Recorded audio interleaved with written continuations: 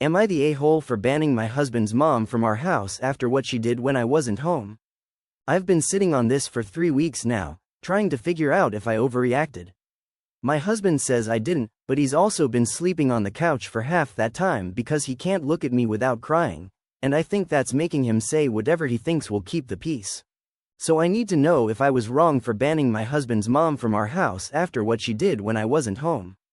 Let me back up. I'm Sarah, 34, married to Jake, 36. We've been together for 8 years, married for 5. We live in a small suburb outside Columbus, Ohio, in a little ranch house with a fenced-in backyard that Jake built himself last summer. We have 2 kids, Eli, who's 4, and Maya, who just turned 2 in February. They're our whole world. Jake works as a project manager for a construction company, and I'm a pediatric nurse, so I work 12-hour shifts 3 days a week. That means Jake is solo with the kids on my long days, and we make it work. Jake's mom is named Carol. She's 62, retired from being a dental hygienist, and she lives about 40 minutes away in a condo she bought after her divorce from Jake's dad about 10 years ago. Carol has always been difficult. Not in a way that screams, toxic, from the rooftop, but in a slow drip kind of way. She makes comments about my cooking being too salty, asks if I've gained weight, tells me that Eli's tantrums are probably because I work too much and he misses me. Little things. Death by 1,000 paper cuts. Jake has always said, that's just how she is, and I've let most of it slide because she's his mom and she does love the kids. But here's the thing about Carol. She has opinions about how children should be raised. Strong opinions. And the biggest one is that spanking is not just acceptable but necessary. She's told me more than once that Jake was spanked as a child and he turned out fine. I've always shut that down politely but firmly. We don't hit our kids, Carol. We use timeouts and natural consequences. She'd roll her eyes and mutter something about how kids today are going to grow up soft, and I'd change the subject. Jake is on the same page as me, by the way. He's never laid a hand on our kids, and he's never wanted to. He's the kind of dad who gets down on the floor and builds block towers just so Maya can knock them over and laugh. He reads bedtime stories in funny voices. He's patient and gentle. I fell in love with him partly because of how he is with kids. So when his mom would bring up spanking, he'd just say, "Mom, we're not doing that," and change the subject. We never thought she'd actually do anything. I mean, who does that? 3 weeks ago was my long stretch at the hospital, 3 12s in a row, Friday through Sunday. Jake had the kids all weekend, which is normally fine, but he also had a big project deadline coming up and needed to get about 4 hours of work done on Saturday afternoon. So he asked Carol if she could come over and watch the kids for a few hours. Just from 1 to 5, while he holed up in the home office with his laptop. She said yes right away, sounded almost excited about it. That should have been a red flag, but I didn't think anything of it at the time. I was at work on Saturday. It was a rough shift. We had a code blue on a 7-year-old with a congenital heart defect, and we couldn't bring him back. I held the mom while she screamed. I went into the bathroom and cried for exactly 3 minutes, then washed my face and went back to work. That's the job. You don't get to fall apart until you get home. I got home around 8:30 that night. Jake had made dinner, mac and cheese with hot dogs cut up in it, which is Eli's favorite, and the kids were already in pajamas, watching a movie on the couch. Everything looked normal. Jake gave me a hug and asked about my day, and I told him about the little boy, and he held me for a long time. Then we put the kids to bed, and I took a shower, and I thought that was that. But when I came out of the shower, Jake was sitting on the edge of the bed with his head in his hands. Not crying, exactly, but close. His shoulders were shaking. I asked him what was wrong, and he just shook his head for a minute. Then he said, "My mom hit Maya." I thought I misheard him. I said, "What?" He told me that when he came out of the office around 4:30 to get a glass of water, he heard Maya screaming. Not her usual cry, not the, "I'm hungry," or "I'm tired," cry. This was a shriek. He ran into the living room, and Carol was sitting on the couch with Maya over her knee. She had her hand raised, and she just spanked her. Maya's little legs were kicking, and her face was bright red, and she was gasping for air between screams. Jake said he grabbed Maya out of his mom's arms so fast he doesn't even remember crossing the room. He yelled at Carol. He said he's never yelled at his mom like that in his life, but he yelled, "What the hell are you doing?" And Carol just looked at him, totally calm, and said, she wouldn't stop crying. I told her to be quiet, and she wouldn't listen. Sometimes kids need a firm hand. Jake told her to leave. He said it in that voice he uses when he's trying very hard not to lose his temper completely.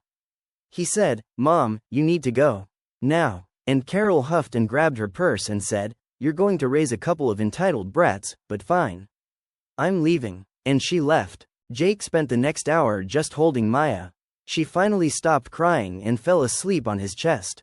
He checked her over, no bruises, no marks, but she was red where Carol had hit her. He said he felt sick. He didn't know what to do.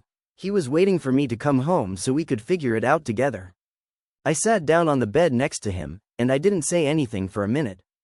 I was so tired. I was so tired from work, from the little boy who died, from the mom I had to hand a teddy bear to after we turned off the machines. And now this. My mother-in-law put her hands on my 2-year-old daughter. I started shaking, not crying, shaking, like I was cold, but I wasn't cold. I said, "She's never coming back here." Jake nodded. He didn't argue. He said, "I know." The next morning, I called Carol. I was calm. I don't know how I was calm, but I was. I said, "Carol, what you did yesterday was unacceptable. You are not welcome in our home anymore." And Carol laughed. She actually laughed. She said, "Sarah, you're being dramatic." I gave her one swat on the bottom. "She's fine. You need to relax." I said, "You hit my child. You are not coming back." And she said, "Fine. But don't expect me to babysit for you ever again." As if that was some kind of threat. As if I would ever let her be alone with my kids again after this. Then she called Jake. I don't know exactly what she said to him, but I heard his side of the conversation from the kitchen. He said things like, "No, Mom, you don't get to decide that, and it doesn't matter if you think it was just one swat, and Sarah and I are a team, and we both agree." At one point he went quiet for a long time, and then he said, "You know what? I remember you spanking me. I remember being scared of you. So don't tell me I turned out fine." And he hung up. That was 3 weeks ago. Since then, Carol has called 13 times. I know because I counted. She's left voicemails that start off angry. "You're keeping my grandchildren from me. That's grandparents' rights. I'll take you to court." And then they shift to sad. "I just love them so much. I made a mistake. Please let me see them." And then back to angry. She's texted Jake pictures of him as a little boy with captions like, "Remember when we were happy?" She's shown up at our house twice. The first time, I didn't answer the door. The second time, Jake went out and talked to her on the porch for about 10 minutes. I watched through the window. He was crying. She was crying. He came back inside and said she promised she would never do it again. I said, "That's not good enough." Jake said, "I know." I told her she still can't come over. But here's where I might be the one in the wrong. Because Jake's brother, Mark, called me last week. Mark is 32, married with a baby on the way, and he's always been the peacekeeper in the family. He said, "Sarah, I get that you're upset. But Mom is really torn up about this. She's not sleeping. She's barely eating. Dad said she's been crying every day. Don't you think a permanent ban is a little harsh? It was one swat. She didn't leave a mark. She's sorry." I told Mark that being sorry doesn't undo what she did. And that Maya is 2 years old. 2. She doesn't understand why someone she thought was safe hurt her. She's been having nightmares, waking up screaming in the middle of the night, which she never did before. She clings to me when anyone new comes over. She's started hitting Eli when she gets frustrated, which she never did before. I don't know for sure if that's related to what Carol did, but I have to assume it is. Kids that age don't have the words to process things. It comes out in behavior. Mark said, "You can't prove the nightmares are from that. She's 2. 2-year-olds have nightmares." And then he said, "You've never liked Mom anyway. I think you're using this as an excuse to cut her out." That stung. Because it's not true. I've never loved spending time with Carol, sure, but I've never tried to cut her out. I've invited her to every birthday party, every holiday, every school play. I've sent her pictures of the kids every week. I've let her come over for Sunday dinners even when she made snide comments about my cooking or my weight or my job. I've been patient. I've been gracious. But there's a line, and she crossed it. She hit my baby. So I told Mark, this isn't about whether I like her or not. This is about protecting my child. She hit Maya, that's a fact, and until Maya is old enough to understand that she doesn't have to be alone with someone who hurts her, Carol doesn't get access. That's the end of it. Mark said I was being unreasonable and that I was going to tear the family apart. Then he hung up. Jake's dad, Tom, called Jake a few days later. Tom and Carol have been divorced for 10 years, and Tom has always been the more reasonable one. He doesn't take sides usually, but he called Jake and said, "Your mother is out of line. What she did was wrong. But she's still your mother. Think about what you're doing to her." Jake told him, "Dad, I'm thinking about my daughter." Tom said, "I know. I'm just saying, be careful. Once you shut a door like this, it's hard to open it again. The thing is, I don't know if I want to open it again. And that's what's making me wonder if I'm wrong. Because people keep telling me it was just one swat. That she didn't leave a bruise. That she's sorry. That she's family. And I keep thinking, if it was a stranger who hit my kid in the grocery store, I would have called the police. If it was a babysitter I hired off an app, I would have reported her. So why does Carol get a pass just because she's related? But then I think about Jake. He's been quiet and sad for 3 weeks. He's not sleeping well either. He told me last night that he keeps replaying the sound of Maya's scream in his head. He said he feels guilty because he's the one who invited his mom over. He said, "I should have known she would do something like this. She always talked about spanking. I just never thought she'd actually do it." I told him it wasn't his fault. But I don't think he believes me. So here's where I am. Carol is banned from our house. She can't see the kids unless Jake or I are there to supervise, and right now, I don't even want that. Jake says he supports me, but I can see the pain in his face every time his phone buzzes and it's another text from his mom. And I know he loves her. I know this is killing him. Yesterday, Carol sent me a long email. It said, "Sarah, I am writing to apologize. I was wrong to spank Maya. I lost my temper because she wouldn't stop crying and I was overwhelmed. It won't happen again. Please let me see my grandchildren. I miss them so much it hurts. I'm not getting any younger. Please don't take this time away from us." It almost got to me. Almost. But then I remembered Maya waking up at 2 in the morning last Tuesday, screaming, with her little arms wrapped around her stuffed bunny so tight her knuckles were white. And I thought about how when I picked her up, she didn't calm down for 20 minutes. She just cried, and I couldn't figure out what was wrong. She doesn't have the words to tell me. She just cried, so I didn't respond to the email. My sister, Lauren, thinks I'm doing the right thing. She said, "Your job is to protect your kids, not to manage Carol's feelings." But my neighbor, Diane, overheard me talking about it on the phone and told me that I was being too harsh and that grandmothers make mistakes too. So I don't know. I've been wondering if what I did was okay. Banning her from the house feels justified in my gut, but my brain keeps asking questions. What if she really is sorry? What if she never does it again?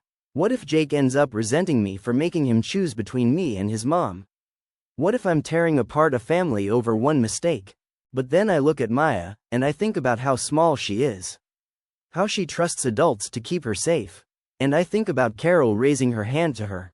And I think, no, I'm not wrong. But I'm asking anyway, because maybe there's something I'm not seeing. Maybe a permanent ban is too extreme. Maybe supervised visits in a neutral place, like a park, would be a compromise. Maybe I'm the one who's being too rigid. So tell me, am I wrong for banning my husband's mom from our house after what she did when I wasn't home? Story 2. My fiancé is planning our entire wedding without me and ignoring everything I say. Am I crazy for being upset? I never thought I'd be the kind of guy who complains about wedding planning. You know, I've sat through enough conversations with my friends where they're venting about their fiancés turning into bridezillas, and I always nodded along thinking, man, glad that's not me. I love my fiancé. I love her more than I've ever loved anyone. But I'm sitting here on our couch at 11:30 at night. She went to bed an hour ago after telling me the guest list is finalized and my Uncle Ed is cut because we need to make room for her mom's book club friends, and I just feel like I'm losing my mind. So I need to know if I'm crazy for being upset about this. Let me start from the beginning. I'm Alex, 31, I work in commercial real estate. My fiancée is Chloe, 29, she's a marketing director for a mid-sized tech company. We've been together for 4 years, engaged for 8 months. The wedding is set for October 15th at a vineyard about an hour outside of Philadelphia, where we live. When we first got engaged, everything felt great. We were both excited. We talked about what we wanted, something medium-sized, around 120 people, good food, good music, not too fussy. Chloe said she wanted a classic fall wedding with deep burgundies and gold accents. I said I wanted an open bar and a cake that wasn't fondant because fondant tastes like cardboard. We laughed. We high-fived. I thought we were on the same page. That was in January. It's September now. The wedding is 6 weeks away, and I have been systematically erased from every single decision. It started small. Chloe's mom, Patricia, came to visit in February. Patricia is a lovely woman in small doses, but she has opinions with a capital O. She's the kind of person who asks a question like, "What color were you thinking for the bridesmaids' dresses?" And then before you can answer, she says, "Because I think emerald green would be stunning with Chloe's complexion, don't you agree?" And Chloe agrees. Chloe always agrees with her mom. I've seen it happen 100 times. Chloe will have an idea, her mom will suggest something slightly different, and Chloe will immediately abandon her own idea and adopt her mom's. It's not even a fight. It's like watching someone hand over the steering wheel without being asked. So Patricia came to visit, and she and Chloe spent an entire Saturday looking at venues. I had said I wanted to be part of that. I had put it on our shared calendar. But Friday night, Chloe said, "Oh, honey, my mom is only here for the weekend, and she really wants to see the venues with just us girls. You can come to the tasting later." I said okay, because that seemed reasonable. It's just looking, right? It's not like they were going to book anything without me. They booked the vineyard without me. Chloe sent me a text on Sunday afternoon while I was at the gym. It said, "We found the perfect place. Sending you the link." And I looked at the link, and it was beautiful, I won't lie. But I also remembered that we had talked about wanting a venue with an indoor backup option in case it rained, and this vineyard was almost entirely outdoor except for a small barn that held maybe 60 people. Our guest list was already over 100. I texted back, "What about rain? The barn is too small." And Chloe texted back, "Mom said it never rains in October around here." She checked the almanac. The almanac. I let it go. I figured, okay, she's excited, her mom is excited, it's just the venue. There are 1,000 other decisions to make. I'll be more involved in those. Except I wasn't. The catering came next. We went to a tasting together, just the two of us, and it was great. We tried 4 different options and agreed on a short rib with a red wine reduction and a roasted vegetable polenta. We both loved it. We held hands across the table and talked about how our first dance would be to that Vitamin String Quartet cover of Such Great Heights, and I actually got a little emotional, which I will deny if you ever tell anyone. Then we went home, and the next day Chloe called me at work and said, "My mom thinks short rib is too heavy for a fall wedding. She says we should do a chicken piccata and a salmon option instead." I think she's right. I said, "Chloe, we both loved the short rib." We held hands over the short rib. I almost cried about the short rib. She laughed and said, "You're being dramatic. It's just food, and my mom is paying for the catering, so she should have a say." That was the first time she said that. My mom is paying. And look, I get it. Patricia and her husband, Richard, are contributing a lot to this wedding. They're not wealthy, but they're comfortable, and they offered to cover the venue and the catering. My parents are paying for the bar and the photographer. Chloe and I are covering everything else. The flowers, the DJ, the invitations, my suit, her dress, all of it. So yes, Patricia has some skin in the game. I understand that, but I didn't realize that some skin meant final say on everything. The flowers were next. I didn't even know I cared about flowers until I realized I wasn't allowed to care about them. Chloe came home one day with a sample centerpiece. A massive arrangement of burgundy dahlias and gold spray roses and these weird fuzzy things called celosia that looked like brains. It was beautiful, honestly, but it was also huge. Like, you couldn't see the person across the table huge. I said, "Is this the final design?" And Chloe said, "Mom and I worked on it together." "Do you like it?" I said, "It's pretty, but it's really tall. People won't be able to talk to each other." Chloe got quiet and then said, "Mom said tall centerpieces are more elegant." And I said, "Okay, but we talked about wanting a cozy, intimate feel. Remember? We said we wanted people to feel like they were at a dinner party, not a gala." Chloe sighed and said, "You don't understand wedding aesthetics, Alex." That one stung. I do understand aesthetics. I'm not a caveman. I have opinions about fonts and lighting and table settings. I just didn't realize my opinions were going to be dismissed as irrelevant because I have a Y chromosome. The guest list was where things started to get really bad. We had agreed on 120 people. That was the number we could afford, the number that fit comfortably in most venues, the number that felt right to both of us. I made my list, 50 people. My parents, my siblings, my grandparents, my aunts and uncles, my close cousins, and my closest friends. Chloe made her list, 70 people. That was fine. I didn't mind that she had more. She has a big family and a big friend group. But then her mom started adding people. And Chloe started adding people. And suddenly we were at 160.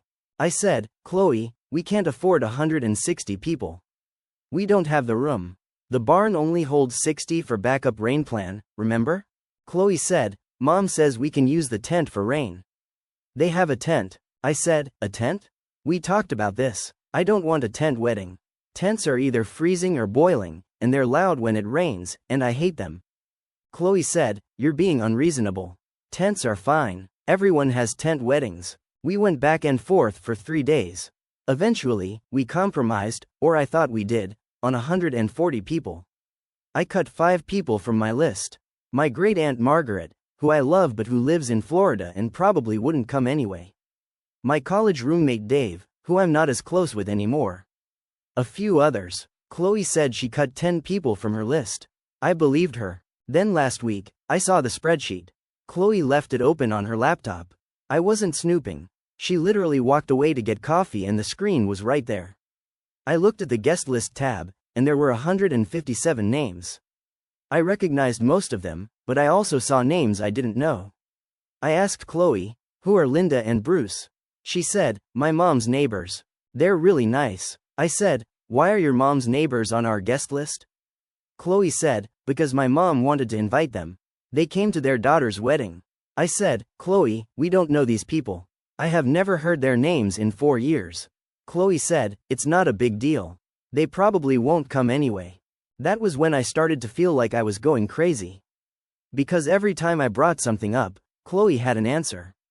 It wasn't a good answer, but it was an answer. And she said it in this calm, reasonable tone that made me feel like I was the one being difficult. Like I was the one who didn't understand how weddings work. Like I was the groom, and grooms don't get opinions. Then came the music. I am passionate about music. I'm not a musician. I can't play anything except a little piano, but I love curating playlists. I love the idea of a wedding where the music reflects the couple, not just the same tired, cha-cha slide, and uptown funk that you hear at every wedding. Chloe and I had talked about this early on. We made a joint Spotify playlist called Wedding Vibes, with songs we both loved. It had everything from Al Green to Vampire Weekend to Lizzo. It was eclectic and fun and us. I emailed our DJ, a guy named Marcus who came highly recommended, with a list of must-plays and a list of do-not-plays. The do-not-plays included We Are Family, Overdone, The Electric Slide. I have personal beef with this song after a middle school dance incident I won't get into, and Don't Stop Believin'. It's fine, but it's at every wedding and I'm tired of it. I thought Marcus and I had a good conversation. He seemed to get my vision. Yesterday, I saw an email from Marcus to Chloe. She had forwarded it to herself for some reason, and it was sitting in her sent folder when she asked me to check something on her computer. I know I shouldn't have read it. I know that, but I saw my name in the subject line, and I clicked. The email said, "Hi Chloe, thanks for the updated song list. I've removed Alex's requests per your instructions and added the Sister Sledge and Journey as you asked. The Electric Slide is queued up for the bouquet toss. Let me know if you want any other changes." I stared at that email for a full minute. Then I called Chloe, who was at work. I said, "Did you tell Marcus to remove my song requests?" And she said, "Oh, that. Yeah, I just thought your picks were a little too obscure. Nobody wants to dance to the magnetic fields at a wedding, Alex. People want to dance to songs they know." I said, "Chloe, we made a playlist together. We agreed on those songs." She said, "I changed my mind." Is that allowed? Am I allowed to change my mind? I hung up. I know that was immature. But I was so angry I couldn't see straight. I sat in my car in the parking lot of my office for 15 minutes just breathing. When I got home that night, I tried to have a real conversation with her. I said, "Chloe, I feel like I'm not part of this wedding. I feel like you and your mom are planning everything, and when I try to have an opinion, you either ignore me or tell me I'm wrong. That hurts. This is my wedding too." Chloe was quiet for a minute. Then she said, "Alex, you don't care about this stuff. You said yourself you didn't care about flowers. You said you didn't care about place settings. You said you just wanted an open bar and a cake without fondant." I said I didn't care about those things specifically, not that I didn't care about anything. "There's a difference." She said, "Well, it's hard to know where the line is. And my mom has been so helpful, and she's paying for so much, and I don't want to hurt her feelings by telling her we're going to do something different." I said, "What about my feelings? You're not worried about hurting my feelings?" She got defensive. She said, "You're always at work. You're never home when I'm making these decisions. What am I supposed to do? Wait for you to have a free hour 3 days from now when I need to book the florist today?" I said, "I'm at work because I have a job. You're also at work. We both have jobs. But I've told you 100 times to just text me. Send me a photo. Call me. I'll answer." She said, "It's not the same. You don't get it. And that's where we are." She went to bed, and I'm on the couch, and I feel like I'm screaming into a void. The wedding is 6 weeks away. My Uncle Ed is cut from the guest list. My song requests are deleted. The short rib is gone. The centerpieces are taller than my toddler niece. And every time I try to bring it up, Chloe says I'm being dramatic or controlling or that I don't understand wedding etiquette. Here's the thing that really gets me. Chloe is not a bad person. She's not trying to hurt me. I truly believe that. She's just so deep in the wedding industrial complex and her mom's influence that she can't see what she's doing. She thinks she's being efficient. She thinks she's being decisive. She doesn't realize that she's erasing me from one of the most important days of our lives. My best friend, Mike, says I need to put my foot down. He says I should tell Chloe that we're postponing the wedding until we can plan it together like adults. My sister, Jenna, says I should just let it go because the marriage matters more than the wedding. My mom says she's on my side but also that she doesn't want to cause drama with Patricia because my mom and Patricia have to sit together at the rehearsal dinner. I don't know what to do. I love Chloe. I want to marry her. But I'm starting to wonder if this is a sign of something bigger. If she's ignoring me now, when we're planning a party, what's going to happen when we're making real decisions? Where we're buying a house? How we're raising our kids? What happens when her mom has an opinion about our parenting? I've been wondering if I'm crazy for being upset. Maybe I am overreacting. Maybe grooms really don't care about this stuff, and I'm just the weirdo who does. Maybe I should be grateful that Chloe is handling everything and I can just show up in my suit and smile. But every time I think that, I remember how it felt to hold her hand across that tasting table and talk about our first dance. And I get angry all over again. So tell me, am I crazy for being upset that my fiancé is planning our entire wedding without me and ignoring everything I say? Story 3. Am I the a-hole for calling my pregnant girlfriend's bluff after she kept threatening to end the pregnancy? I still don't know if I was wrong for what I did. Maybe that's why I'm writing this at 2 in the morning while she's asleep in the other room. Or maybe I just need to get it all out before I lose my mind entirely. I'm 27, she's 25. We've been together for 3 years, living together for 2. Her name is Mia, and up until about 4 months ago, I would have told you she was the most grounded person I'd ever met. She's a pediatric nurse, for crying out loud. She spends her days taking care of sick kids with a level of patience and compassion that I can only dream of having. That's why all of this has been so confusing. The pregnancy wasn't planned. We weren't trying, but we also weren't not trying, if that makes sense. We'd had the conversation a few times. The classic, what would we do if it happened, talk. We both agreed that we were in a good place. I've got a stable job in construction management, she's got her nursing career, we've got a decent 2-bedroom apartment in a suburb of Cleveland. It wasn't the perfect fairy tale setup, but it was solid. So when she took the test in our tiny bathroom and came out holding that little pink stick with her hands shaking, I hugged her. I was scared, yeah, but I was happy too. I thought she was happy. The first few weeks were fine. We went to the first ultrasound together. I held her hand while the tech pointed out the tiny flicker that was the heartbeat. Mia cried. I cried a little too, not that I'd admit that to my buddies. We started talking about names. She liked Olivia for a girl. I liked James for a boy. We argued about the color of the nursery in a playful, excited way. That was the good part. The bad part started around the 10-week mark. Mia had always been a little anxious, the kind of person who makes lists for her lists, but this was different. It started small. She'd wake up in the middle of the night and I'd find her sitting in the dark in the living room, just staring at the wall. When I asked what was wrong, she'd say she was just thinking about the baby. Then the thinking turned into worrying. Then the worrying turned into full-blown panic attacks. It was a Tuesday night when she first said it. We were watching some true crime documentary, and she just turned to me with this blank expression and said, "I don't think I can do this." I paused the TV. Do what? This. The baby. I think I want to terminate. I remember my stomach dropping. Not because I was against the idea of termination in general. I've always believed it's a woman's choice. But we had already made the choice. We had already seen the heartbeat. We had already picked out paint samples. So I thought she was just scared. I held her hand and told her that was normal, that everyone gets cold feet, that she was going to be an amazing mom. She nodded, wiped her eyes, and said I was right. We went to bed. I thought that was the end of it. But it wasn't. It was just the beginning. A week later, we were at dinner with my parents. My mom was going on about how excited she was to be a grandma, asking about due dates and baby showers. Mia smiled through the whole thing, perfectly polite, perfectly pleasant. The second we got in the car, she burst into tears and screamed at me. Why do you let her talk about it like that? Why does everyone just assume I'm going through with this? I was blindsided. Because you said you were. We both said we were. Well, maybe I changed my mind, she said, her voice cracking. Maybe I don't want my body ruined. Maybe I don't want to push a human being out of me. Maybe I don't want to be a mom at all. I pulled the car over.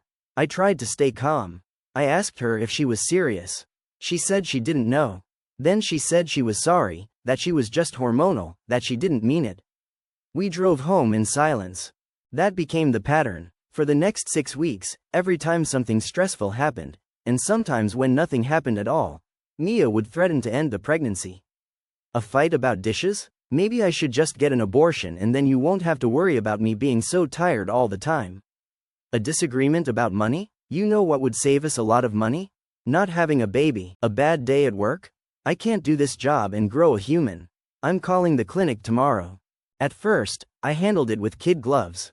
I'd reassure her, hold her, tell her she was strong, tell her we'd figure it out. I suggested therapy. She went to one session and said the therapist was an idiot who didn't understand. I suggested she talk to her mom. She said her mom would just judge her. I suggested we sit down and make a concrete plan for childcare, for finances, for everything. She said I was trying to trap her. Every single time, after the storm passed, she'd apologize. She'd say she didn't mean it. She'd say she loved the baby. She'd put my hand on her belly, which was just starting to show a little bump, and say, "See? We're fine. Everything's fine." But it wasn't fine, because the threats kept coming. And each time, they got a little more dramatic. A little more cruel. The last one before I snapped was the worst. She told me she had already looked up the nearest Planned Parenthood. She told me she had the number saved in her phone. She told me she had calculated how much it would cost and that she could put it on her credit card. She said all of this while stirring a pot of spaghetti like she was telling me about her day at work. I asked her, very quietly, if she really wanted to do that. She looked at me, and for a second, I saw something cold in her eyes. Then she smiled and said, "No, I'm just messing with you." God, you're so easy to wind up. That's when something in me shifted. I realized that this wasn't just fear anymore. This wasn't just hormones. This was a pattern. She had learned that threatening to end the pregnancy got a reaction from me. It got my full attention. It got me to drop every argument, every frustration, every need I had, and focus entirely on her. It was a trump card. And she was playing it over and over again. So I made a decision. I didn't tell her about it. I just quietly started preparing. I looked up the laws in Ohio. At the time, she was about 16 weeks pregnant. I learned that the legal limit for elective abortion was 22 weeks. I also learned that there were clinics within driving distance that performed the procedure. I called one of them. Not to schedule anything, but just to ask questions. I asked about the process, the cost, the recovery time. I told the woman on the phone that I was asking for a friend. She was polite but cautious. I didn't blame her. Then I waited. It didn't take long. 3 days later, we had another fight. This one was over something stupid. I had forgotten to take the trash out before she left for work. She came home, saw the bag still sitting by the door, and lost it. She was crying, yelling, throwing her keys on the counter. And then she said it again. "That's it. I'm done. I'm calling tomorrow. I'm ending this pregnancy and I don't even care what you think anymore." Usually, this was the moment where I would drop everything and rush to comfort her. I would tell her I loved her. I would apologize for the trash, even though the trash had nothing to do with anything. I would beg her not to do something she'd regret. But this time, I didn't. I just looked at her and said, "Okay."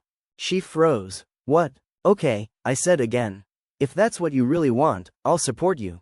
She blinked at me like I had started speaking a different language. "What are you talking about?" I walked over to the kitchen drawer where I had stashed the notebook. I pulled it out and opened it to the page where I had written down all the information. I kept my voice as calm as I could. I called the clinic in Columbus. They do procedures up to 22 weeks.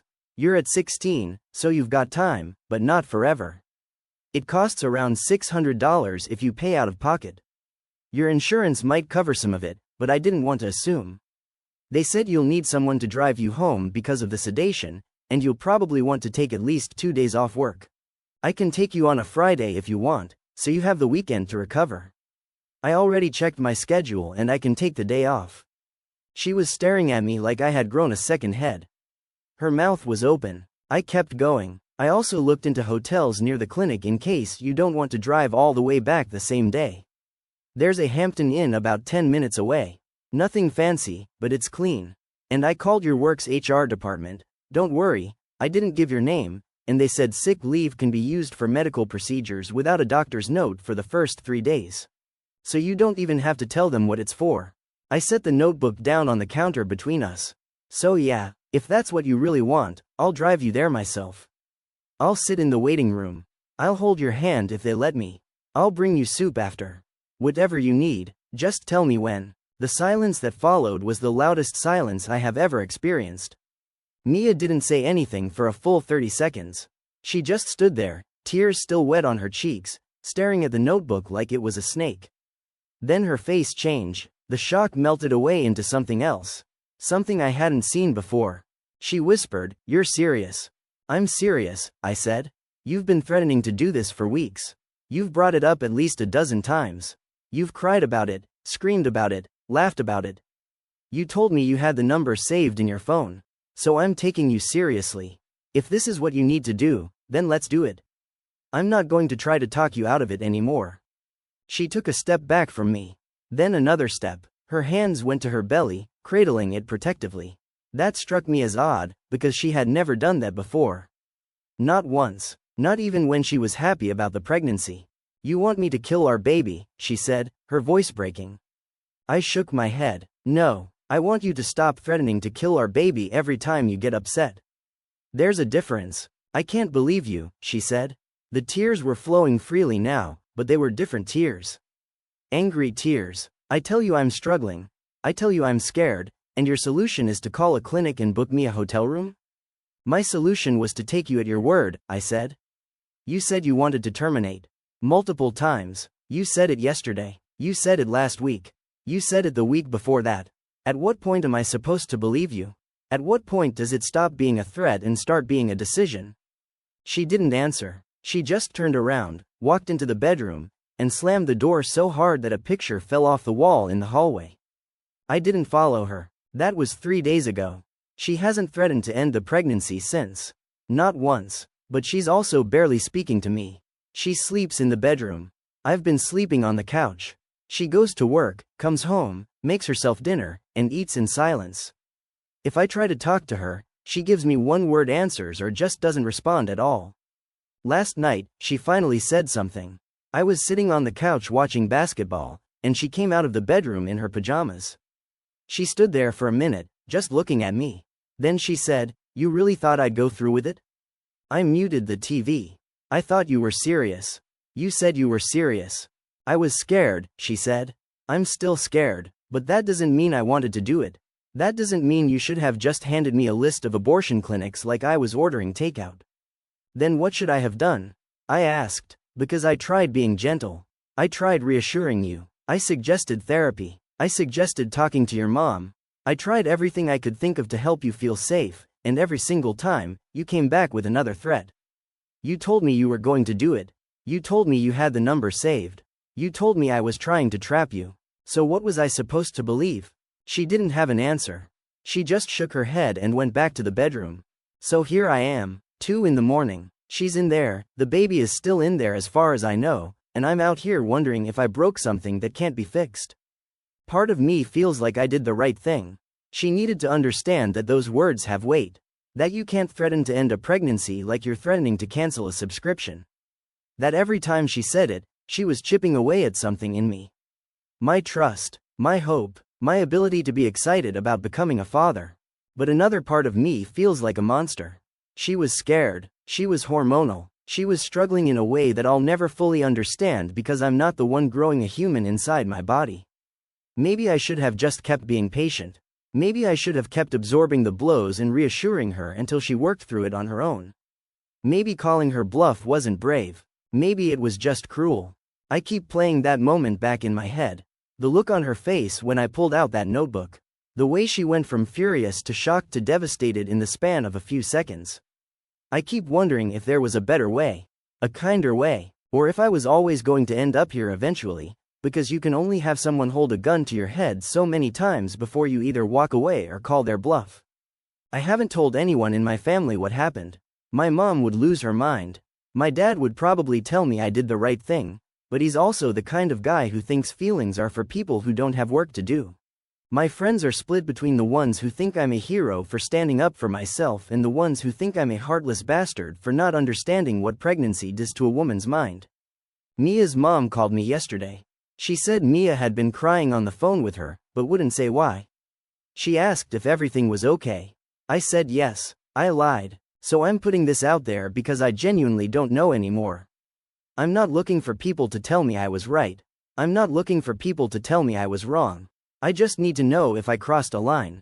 If I took something that was supposed to be her fear and her pain and I turned it into a weapon. Or if I finally just stopped being a doormat and started treating her like an adult who has to answer for the things she says. I love her. I want this baby. I wanted this family. But I don't know if she still wants any of it with me after what I did. And I don't know if I can take it back even if I tried. So tell me, was I wrong for calling her bluff? Story 4. I discovered my wife has a secret apartment, and I don't think I'm ready for the truth. It started with a misplaced set of keys. Not even my keys, my wife's, the spares she kept in the ceramic bowl by the front door, the one our daughter made in 2nd grade that looks like a lumpy blue frog. I was looking for my own car keys on a rainy Tuesday morning, running late, coffee going cold, the usual chaos, and I grabbed hers by mistake. Except they weren't her normal keys. There was the usual house key, the little silver one for her parents' place, the fob for her car. But there was another one I didn't recognize. Small, brass, slightly tarnished. The kind you'd get from a hardware store for a deadbolt. I held it for a second, turned it over in my palm, and then shrugged it off. Maybe it was for a filing cabinet at work. Maybe she'd picked it up from her mom. I tossed the keys back in the bowl, found my own under a stack of mail, and left. But the key stuck in my head. You know how that happens? Something tiny and meaningless that just nags at you for no good reason. I forgot about it by the time I got to work. Then I remembered it again when I got home and saw her keys still in the bowl. Then I forgot again. Then I remembered at 2 a.m. while lying awake for no reason at all. That's how it started. Small. My wife's name is Elena. We've been married for 11 years, together for 15. We met at a bar in Portland called the Moon and Sixpence, which sounds fancier than it was. It was a dive with sticky floors and a jukebox that only played 90s country for some reason. She was wearing a green sweater and reading a book at the bar, which I thought was either the most pretentious thing I'd ever seen or the most attractive. Turned out it was both. She's smart in a way that makes you feel stupid for not thinking of things sooner. She's a pediatric nurse, works 12-hour shifts, comes home smelling like hand sanitizer and exhaustion. She has this laugh that's more of a snort when something really gets her. She leaves her hair everywhere, in the shower drain, on my pillow, in the butter dish somehow. We have a daughter, Lily. She's 8, she's got Alina's dark hair and my complete lack of patience for slow internet. She's in 3rd grade and currently obsessed with axolotls, which she pronounces as axolotls, no matter how many times we correct her. Our life is normal, boring, even, in the best way. We argue about whose turn it is to unload the dishwasher. We watch the same 3 shows on rotation. We have sex maybe once every 2 weeks and it's fine, not fireworks, but not disappointing either. Just comfortable. That's why I didn't want to think about the key. But then I noticed other things.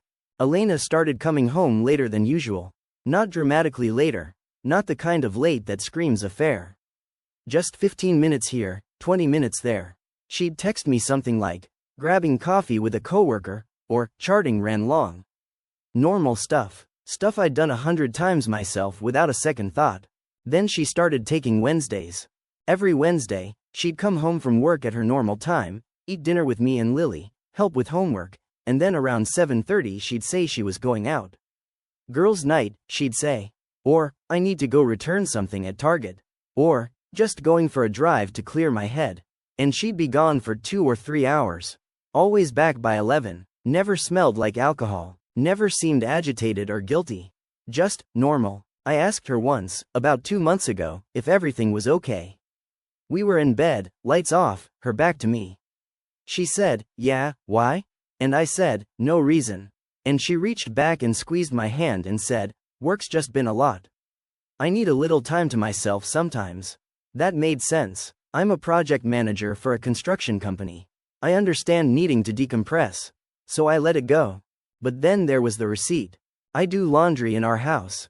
It's not that I'm some modern husband who insists on splitting chores.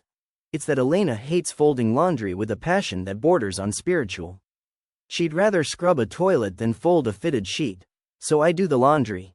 It's our deal. Last Thursday, I was emptying her scrub pockets before tossing them in the wash. I always do this because she's notorious for leaving pens in there and I've ruined 3 good shirts with exploded ink. In the pocket of her blue scrubs, I found a receipt. Not from a coffee shop or a gas station. From a grocery store, but not our usual grocery store. This one was called Lynn's Market, and I'd never heard of it. It was on a street called Custer Avenue, which I didn't recognize either. The receipt was for basic stuff: a gallon of milk, a box of granola bars, a bag of coffee, a pack of those little baby cucumbers Elena likes. Nothing weird, except we buy our groceries at Fred Meyer. We have for 10 years. I googled Lynn's Market. It was in a neighborhood about 20 minutes from our house, in the opposite direction of her work. Not exactly a convenient stop on her way home. I googled Custer Avenue next. It was mostly old apartment buildings and a couple of rundown houses. Not the kind of place you'd go for a nice evening stroll. I told myself it was nothing. Maybe she'd been in the area for a work thing. Maybe she'd forgotten something and stopped at the closest store. There were 100 explanations that didn't involve anything bad. But the key was still in the bowl. And I couldn't stop thinking about it. Last Saturday, Elena took Lily to a birthday party for one of her friend's kids. A bowling alley thing. I was supposed to go, but I faked a headache at the last minute. I felt bad about it. I felt like a spy in my own marriage, which is a terrible feeling, but I needed to know. So the second they pulled out of the driveway, I went to the ceramic frog bowl and took the brass key. I stood there holding it for a full minute. My heart was pounding like I'd just run up 3 flights of stairs. I thought about putting it back. I thought about just asking her directly. But asking felt like an accusation, and I didn't have anything to accuse her of except buying granola bars in a weird neighborhood. So I grabbed my jacket and my keys and I left. The drive to Custer Avenue took 19 minutes. I counted. The neighborhood was exactly what Google Maps had shown: old brick apartment buildings with fire escapes, a couple of duplexes with peeling paint, a laundromat that looked like it hadn't been updated since 1987. Lynn's Market was on the corner, a tiny little place with a handwritten sign in the window advertising cold beer. I drove past it and turned onto Custer. The building was the third one on the left. 4 stories, red brick, black fire escape zigzagging down the front. The sign above the door said, "The Custer," in faded gold letters. There was a keypad next to the door, but there was also an old-fashioned lock. I tried the brass key. It turned. I stood in the lobby for a second, just breathing. The place smelled like old carpet and somebody's dinner, onions, maybe. There was a row of mailboxes on the wall. Apartment 1, Apartment 2, Apartment 3. I ran my finger down the names written in faded marker on masking tape. Apartment 2 said, E. Morrison. Elena Morrison. My wife. Using her maiden name. My hands were shaking as I climbed the stairs. The stairs were narrow, creaking under my weight. The hallway on the second floor was dim, lit by a single fluorescent light that flickered like it was about to give up. Apartment 2 was at the end of the hall. I stood outside the door for a long time. I could hear nothing from inside. No TV, no music, no footsteps. I put the key in the lock. I turned it. The door opened. The apartment was small, not just small, tiny. A studio, basically. One room with a kitchenette along the back wall, a bathroom off to the side. The floors were hardwood, scuffed and worn. The windows faced the street and let in gray afternoon light. But here's the thing that got me. It was lived in. There was a bed in the corner, made up with clean sheets and a quilt I didn't recognize. A small table with 2 chairs. A bookshelf crammed with paperbacks, mostly thrillers and romance novels, the kind you buy at airport bookstores. A tiny kitchen with a coffee maker, a toaster, a single mug on the counter. The mug had a chip in the rim and said, "World's okayest nurse," which was exactly the kind of thing Elena would buy ironically. The refrigerator was running. I opened it. Milk, granola bars, baby cucumbers, a half-eaten container of hummus, a bottle of white wine with about 2 glasses missing, a photograph stuck to the door with a magnet shaped like a pineapple. The photograph was of me, Elena, and Lily at the beach last summer. Lily was making a funny face, sand all over her nose. Elena was laughing, her head tilted back. I remembered that day. We'd argued about sunscreen for 20 minutes before finally giving up and just enjoying ourselves. I closed the refrigerator and just stood there for a while. I felt like I was having an out-of-body experience. Like I was watching myself from the ceiling. Some middle-aged guy in a Carhartt jacket standing in the middle of a secret apartment that belonged to his wife. I walked over to the small desk in the corner. There was a laptop there, closed. A notebook next to it. I shouldn't have opened the notebook. I knew I shouldn't, but I did. It was a journal. Alina's handwriting, that messy cursive she uses when she's not trying to be neat. I flipped to a random page. The date was from 3 weeks ago. I don't know how much longer I can do this. The house feels so small lately. Not physically, I mean, it's a 3-bedroom, it's fine. But everything feels so loud. Lily's constant questions, the TV always on, the dishes, the laundry, the weight of being on all the time. I love them so much it hurts. But I can't breathe in there anymore. This place is the only time I feel like myself. Not a mom, not a wife, just Elena. I know it's selfish. I know he'd be hurt if he knew. But I need this. Just a few hours a week. A place where nobody needs anything from me. I read it 3 times. Then I closed the notebook and put it back exactly where I found it. I sat down on the edge of the bed. The quilt was soft. It smelled like her. That combination of lavender lotion and the particular way her clothes smell when they've been in a drawer for a while. I looked around the room again. The books, the wine, the photo on the fridge. This wasn't a love nest. This wasn't some affair hideaway. There was no second toothbrush in the bathroom, just one, hers. No men's clothes, no sign of anyone else at all. This was just hers. I stayed for maybe 20 minutes. Then I locked the door behind me, walked down the creaky stairs, got in my car, and drove home. I was back on the couch with a fake headache by the time Elena and Lily walked through the door, both of them smelling like bowling alley pizza and birthday cake. "How was the party?" I asked. "Good," Lily said, already running toward her room. "I beat everyone." Elena smiled at me. "She's not wrong. She's terrifying with a 6-pound ball." I laughed. It felt normal. Everything felt normal. But I couldn't stop seeing that tiny apartment in my head. The single mug, the chipped rim, the way she'd written, I can't breathe in there anymore. That was 4 days ago. I haven't said anything to her. I don't know what to say. Part of me wants to be angry. Part of me feels like I should be hurt. She has a whole secret life, a whole secret space, and she didn't trust me enough to tell me about it. But the bigger part of me, the honest part, just feels sad.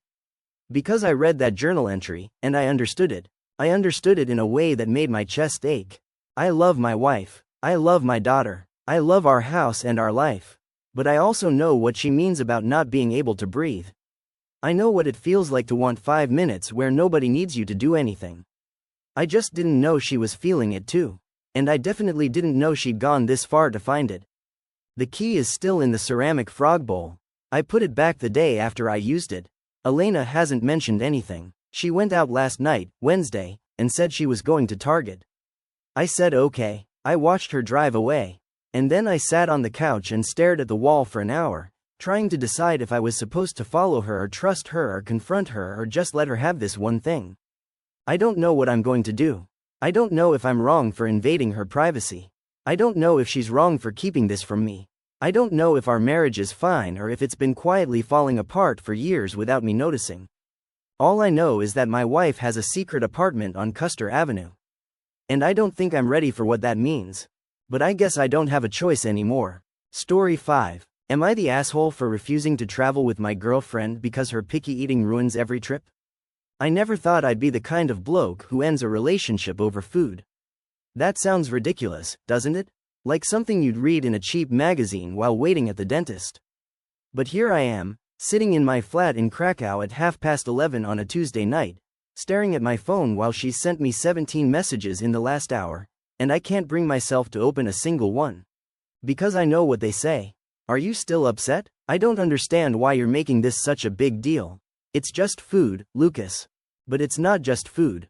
It's never just food. It's the way every single holiday we've ever taken together turns into a 200-kilometer scavenger hunt for chicken nuggets and unbuttered bread. It's the way I've seen the Eiffel Tower, the Colosseum, and the Sagrada Familia not through my own eyes, but through the window of a McDonald's. It's the way I've spent €3,000 over 2 years on flights, trains, and hotels, only to end up eating dinner at a kebab shop because she doesn't trust foreign vegetables. Her name is Maha, she's 28, she's from a small town outside Gdansk, and she has the palate of a traumatized 6-year-old. And before anyone says it, yes, I've been patient. Yes, I've tried to be understanding. Yes, I've read the articles about ARFID and sensory processing disorders and all the rest of it. I've suggested therapy, gently, more times than I can count. She says she doesn't need it. She says she's just particular. She says her mother was the same way and she turned out fine. Her mother also once asked for a glass of tap water at a Michelin-starred restaurant in Vienna and then complained that the ice cubes were too cold. But let me back up, because if I'm going to lay this all out, I need you to understand how we got here. My name is Lucas, I'm 30, and I work as an architect in Krakow. I grew up in Wrocław, and my father was a chef, not a fancy one. He ran the kitchen at a small family hotel near the Rheineck, but he loved food the way some people love music. He could taste a stew and tell you exactly which region of Poland the paprika came from.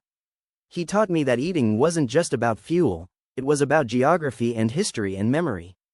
A bowl of Zurich wasn't just soup, it was Easter morning at my grandmother's table. A plate of pierogi wasn't just dumplings, it was my aunt's hands, flour up to her elbows, laughing about something stupid. So when I met Maha 3 years ago at a gallery opening in the Kazimierz district, she was wearing a green dress and she made a joke about brutalism that actually landed. I thought I'd found someone who understood the texture of things. She was smart, funny, and she had this way of tilting her head when she listened that made you feel like the most interesting person in the room. We dated for 6 months before I noticed anything unusual about her eating habits. And even then, I told myself it was just nerves. First dates are awkward, people order safe things. But then came the first trip. September, 2 years ago. I'd saved up for months to take her to Rome. I had a whole itinerary, not one of those exhausting, run-you-ragged itineraries, but a gentle, thoughtful one. Mornings at the Borghese Gardens. Afternoons wandering Trastevere. Evenings at trattorias I'd researched for weeks. I'd even learned a few phrases in Italian, because I wanted to order for us in a way that felt romantic. We landed at Fiumicino at 11 in the morning. She was excited. I was excited. We dropped our bags at the hotel near Piazza Navona, and I took her to this little place I'd found online, Osteria del Gambero, run by a family who'd been there since the 1970s. The owner, a round man named Enzo with a mustache like a cartoon villain, came to our table and recited the specials in rapid Italian. I translated for her, watching her face. "The cacio e pepe is incredible here," I said. "And they have a carbonara that Enzo's grandmother invented." Maha looked at the menu. Then she looked at me. Then she looked back at the menu. And she said, in a voice so small I almost didn't hear her, "Do they have plain pasta?" Like, just pasta. No sauce. Maybe a little butter. But not too much butter. I laughed. I actually laughed, because I thought she was joking. She wasn't. Enzo, God bless him, tried his best. He came out with a plate of spaghetti tossed in nothing but the tiniest slick of olive oil and a whisper of salt. Maha pushed it around her plate for 20 minutes, ate maybe 3 bites, and then said she was full. I ate my carbonara alone, watching the couple at the next table share a bottle of wine and a plate of fried artichokes, and I told myself it was fine. First day jitters. She'd loosen up. She did not loosen up. Day 2. I found a lovely place near the Pantheon that did pizza bianca and roasted vegetables. Maha asked if they had chicken tenders. They did not. She ordered a plain margherita pizza, scraped off the cheese, and ate the bread with the tomato sauce wiped away with a napkin. Day 3. I gave up on restaurants and bought fresh mozzarella, basil, and tomatoes from a market near Campo de' Fiori, planning to make us a little picnic in the garden of the Villa Borghese. She took one look at the mozzarella, which was, I should note, the color of fresh snow and so soft it practically wept, and said, "I don't eat cheese that's wet. I don't eat cheese that's wet." I still think about that sentence sometimes, when I can't sleep. Day 4. We ate at McDonald's.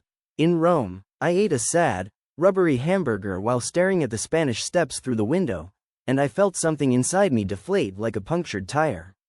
But I loved her, and love makes you stupid. So when we got back to Krakow, I told myself it was a one-off. Maybe Rome was just too foreign. Maybe the food was too intense. Maybe she'd do better somewhere closer to home. So we tried Vienna. That was worse, somehow. Vienna is a city that breathes food, coffee houses with Sachertorte so rich it should be illegal, markets full of Käsekraner and Marillenodel, little wine bars tucked into alleys where you can drink Gruner Veltliner and eat speck until midnight. Maha ate a plain croissant for breakfast, a plain bagel for lunch, and a plain schnitzel, no potato salad, no lingonberry jam, no lemon, for dinner. She asked the waiter if he could rinse off the cucumber salad because the vinegar smell was making her nauseous. The waiter, a dignified Austrian man in his 60s, looked at me like I'd brought a horse into his restaurant. Then came Paris. Oh, Paris. I had saved for a year. I had booked a tiny hotel room in the Marais with a balcony that overlooked a bakery. I had planned to propose on that trip. Had the ring in my sock drawer at home, waiting. But Paris broke something in me. She refused to eat a single French thing. Not a croissant, too flaky, it gets everywhere. Not a baguette, too hard, it hurts my gums.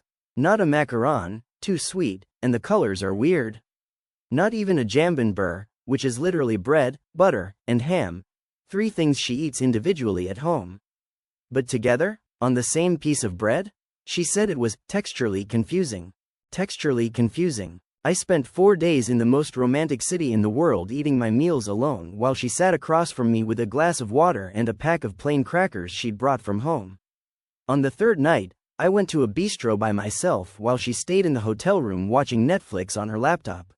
I ordered a steak frite and a glass of Bordeaux, and I sat there in the warm yellow light, listening to the couple next to me talk about nothing in particular, and I realized I wasn't enjoying any of it. I was just eating alone in a foreign country, feeling guilty, feeling angry, feeling like I'd been tricked somehow. I didn't propose. When we got back, I tried to talk to her about it. Gently, I said, "Maha, I love traveling with you, but the food thing is becoming really difficult for me. It feels like we're not really experiencing the places we go. We're just relocating." She cried. She said I was being unfair. She said she couldn't help it. She said I knew what she was like when we started dating, and it wasn't her fault that my idea of a holiday was forcing her to eat weird stuff. She said I was making her feel broken.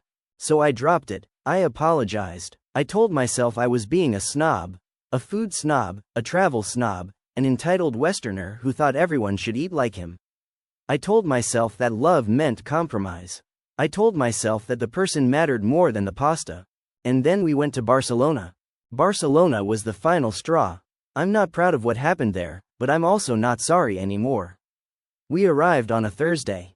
By Saturday, we'd had 3 fights, 2 panic attacks, hers, and 1 near breakup, mine. She refused to go to La Boqueria because the smell of raw fish makes me gag. She refused to try patatas bravas because the sauce looks like ketchup but it's not ketchup. She refused to eat paella because rice should be white and plain, not yellow and full of things. On Sunday night, I lost my temper. We were at a small tapas bar near the Gothic Quarter.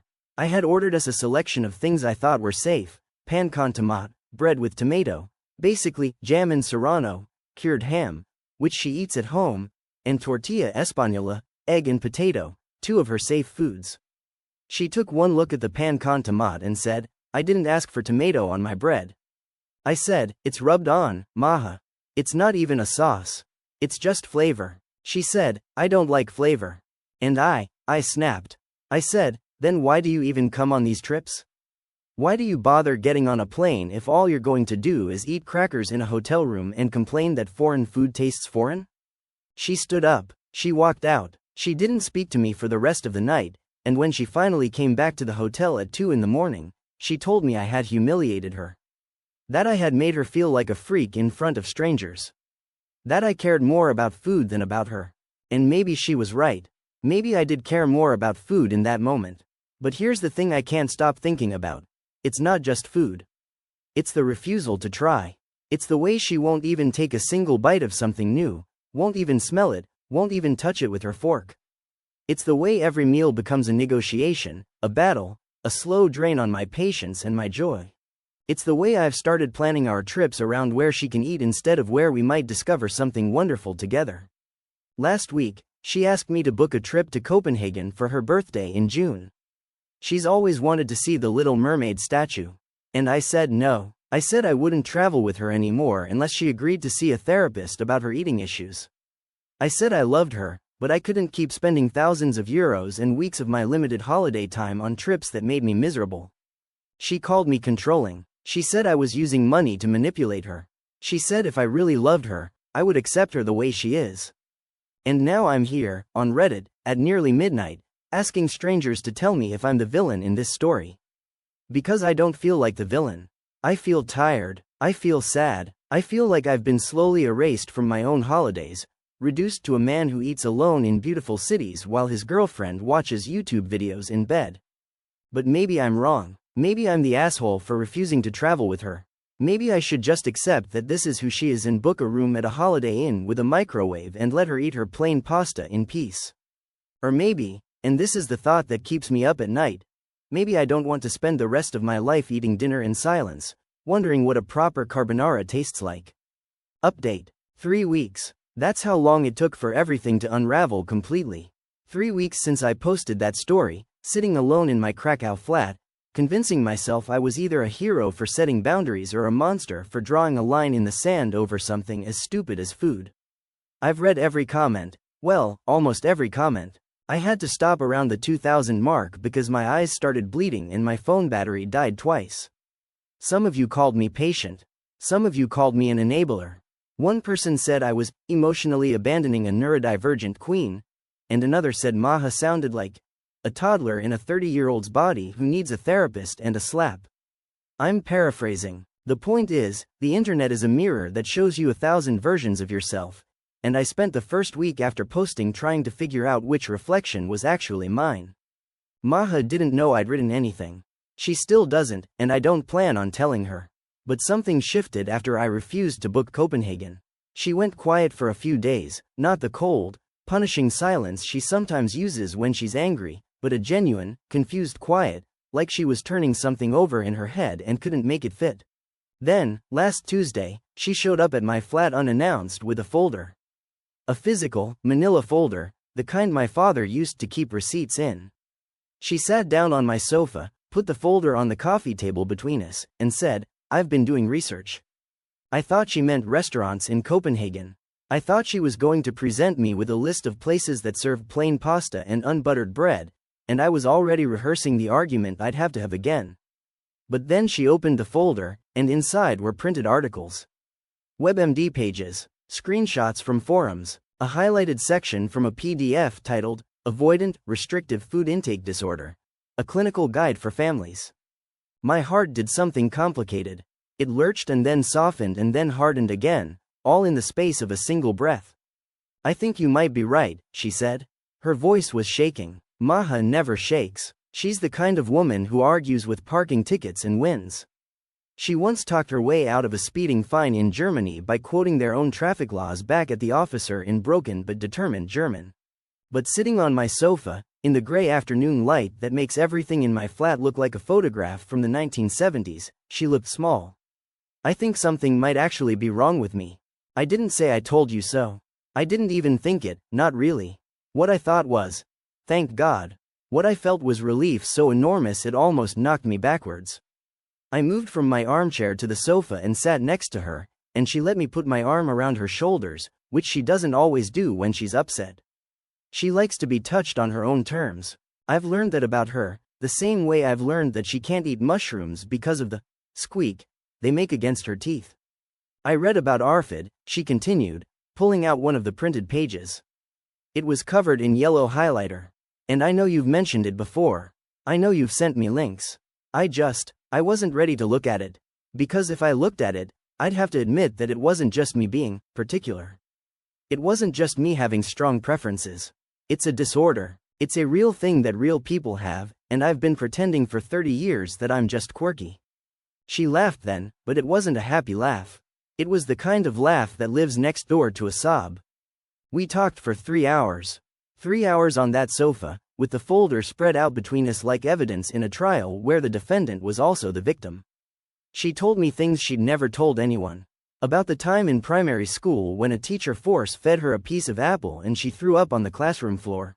About her father, who used to shout at her during dinner, "You'll sit there until that plate is empty, Maha. I don't care if it takes all night." About the way her mother enabled her by cooking separate meals every single night for 18 years, then acted martyred about it. About the shame she feels every time we go to a restaurant and she has to ask for modifications. About the way she's stopped going to work lunches and family gatherings and birthday parties because the anxiety of being offered food she can't eat has become too heavy to carry. I listened. That's all I did. I listened, and I held her hand, and I didn't once mention Rome or Vienna or Paris or Barcelona. Because this wasn't about me anymore. This was about her, and the little girl she used to be, and the grown woman she's been trying to protect by never eating anything that might hurt her. By the end of the conversation, she'd agreed to see a therapist. Not for me, not for the trips, for herself. She said, "I'm tired of being afraid of food. I'm tired of watching you eat something delicious and feeling angry at you for enjoying it. I'm tired of being angry at the world for being full of things I can't touch." I found her a therapist the next day. A woman named Dr. Lena Novak, who specializes in eating disorders and has a waiting list that stretches into next year, but who agreed to see Maha for an emergency consultation after I explained the situation. I didn't lie. I didn't exaggerate. I just said, my girlfriend hasn't eaten a vegetable in a decade, and she wants to change. Dr. Novak called me back within 2 hours. Maha had her first session last Friday. I waited in the car because she asked me to. She came out after 50 minutes with red eyes and a strange, wobbly smile, and she said, "Dr. Novak thinks I've had ARFID since I was 6 years old. She says recovery is possible, but it's slow. She wants me to start by touching one new food per week. Not eating it, just touching it, holding it in my hand. A grown woman, learning to touch a tomato like a toddler learns to pet a dog. That's where we are." Yesterday was the first touch session. Maha chose a strawberry. She bought it herself from the farmer's market near her flat, a single strawberry, because the vendor looked at her strangely when she asked for just one, but she explained it was for an experiment, and the vendor gave it to her for free. She brought it to my flat in a small paper bag. We sat at my kitchen table, the same table where I've eaten hundreds of meals alone while she watched from the sofa, and she held that strawberry in her palm for 11 minutes. She didn't eat it, she didn't even bring it to her lips. But she looked at it. She turned it over. She felt the texture of the seeds against her skin. She smelled it, and then she put it back in the paper bag and said, "Maybe next week I'll try biting it." I didn't cry. I almost did, but I didn't. Here's the part that's going to make some of you angry, and I need you to understand me before you type your responses. I'm proud of her. I'm so proud of her it feels like my chest is going to crack open. She's doing the work. She's facing something that has controlled her entire life, something that has cost her friendships and experiences and maybe even relationships she didn't know she was losing. She's trying, but I'm still not booking Copenhagen. I told her that yesterday, after the strawberry. I said, "Maha, I love you. I'm so proud of you for starting this. But I need you to hear me. I'm not ready to travel with you again. Not yet, maybe not for a long time. I've been hurt too many times, and I've spent too much money, and I've eaten too many meals alone in beautiful places. I need you to do this work for yourself, not for a holiday. And I need to heal from the holidays we've already had." She cried. I expected that, but she didn't argue. She didn't call me controlling. She didn't say I was manipulating her with money. She just nodded, wiped her eyes with the back of her hand, and said, "I understand. I'm sorry I ruined all those trips for you." And that's when I cried. Because she'd never apologized before. Not once. Every time I'd brought up the food thing in the past, she'd defended herself, or deflected, or made me feel like the bad guy for wanting her to try a goddamn croissant. But yesterday, she apologized. Genuinely. Without qualification. "I'm sorry I ruined all those trips for you." I told her she hadn't ruined them. That was a lie, and we both knew it, but I said it anyway because sometimes love means telling small lies to cushion the truth. The truth is, she did ruin them. The truth is, I look back at photos from Rome and all I see is the McDonald's wrapper in the corner of the frame. The truth is, I can't hear the word Vienna without tasting plain schnitzel and disappointment. But I don't need to say that out loud. She knows. She's always known. So where does that leave us? We're still together. We're still in love, but we're also in therapy. Her with Dr. Novak, me with a different therapist named Dr. Peter Schuch, who I started seeing 2 weeks ago because I realized I had my own things to untangle. Like why I kept planning trips I knew would end badly. Like why I kept hoping she would change without ever actually asking her to. Like why I proposed to a woman in my imagination but couldn't bring myself to buy the ring. Dr. Schuch asked me last session, "What are you afraid will happen if you accept Maha exactly as she is right now, without any expectation of change?" I thought about it for a long time. Then I said, "I'm afraid I'll never eat a meal with her that makes me feel less alone." He nodded. He wrote something down. Then he said, "And what are you afraid will happen if she does change?" That one was harder. Because if Maha changes, if she learns to eat strawberries and tomatoes and maybe even a proper carbonara, then I lose the story I've been telling myself.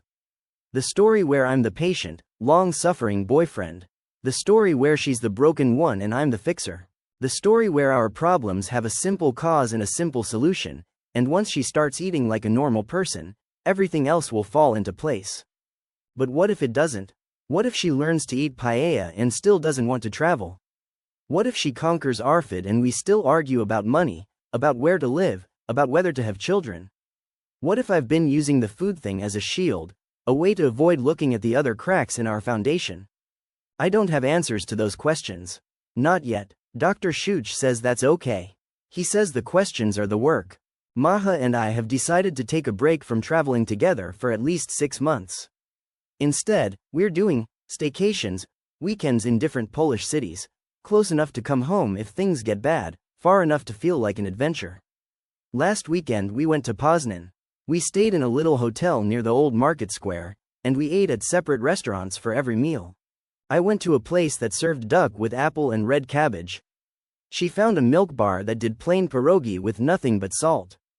We met up afterwards, walked along the Ostrau Tumski, and held hands under the streetlights. It wasn't romantic in the way movies are romantic.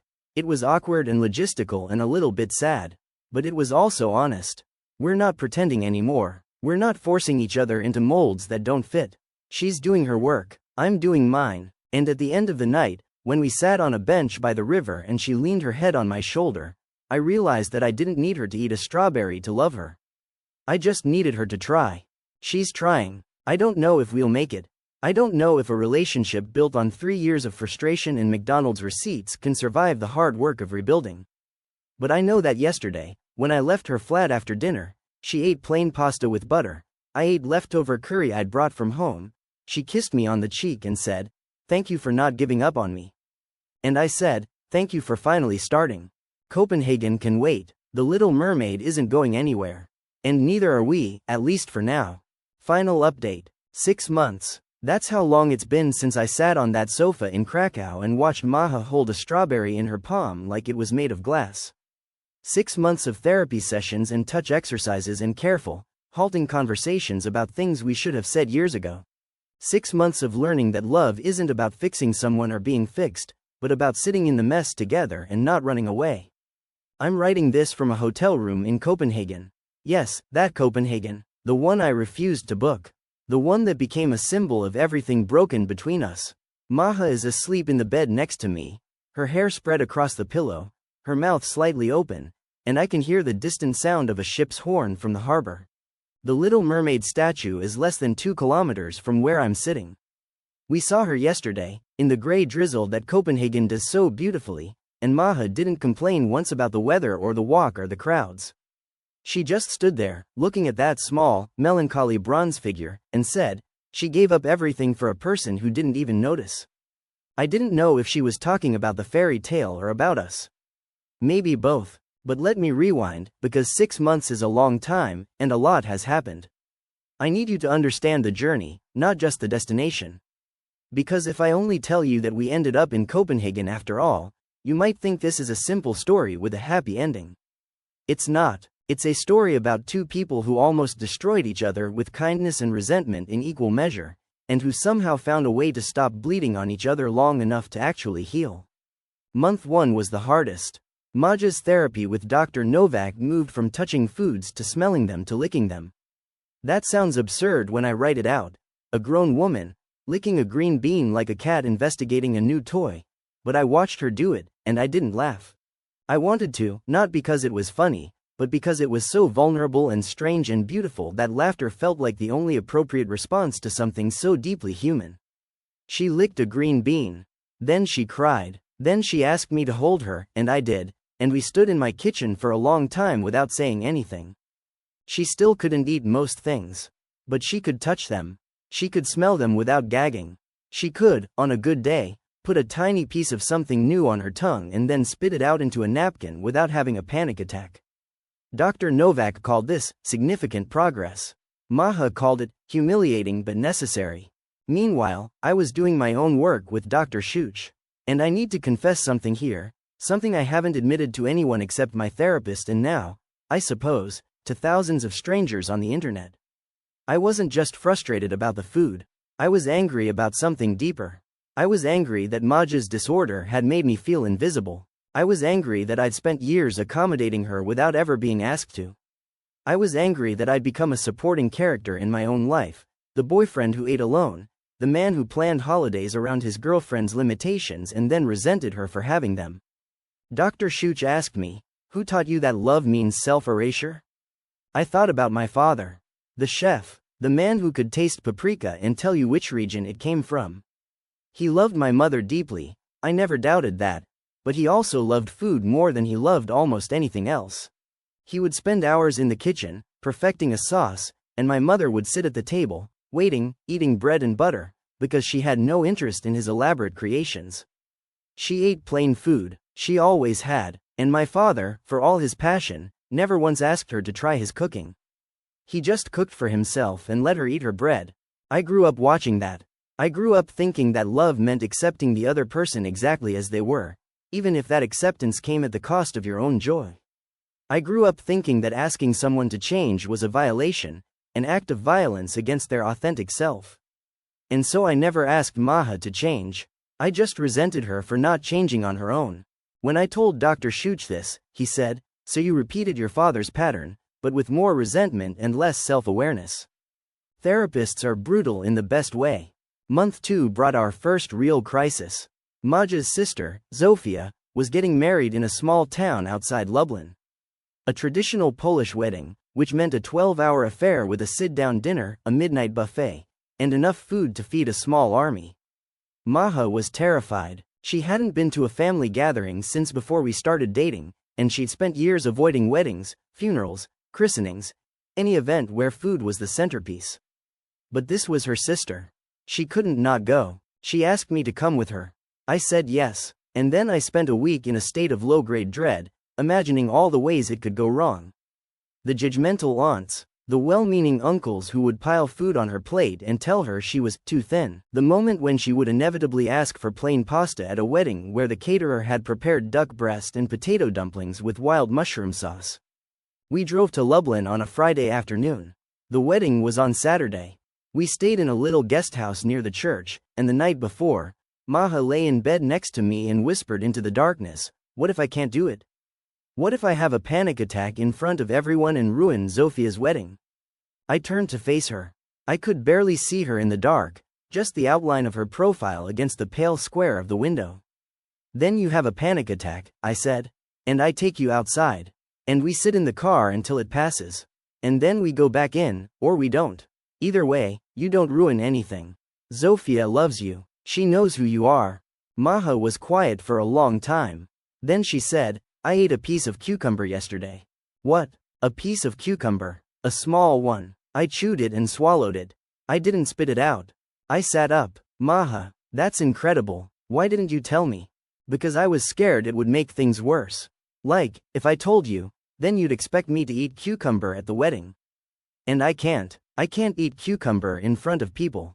I can barely eat it alone in my kitchen with the lights off."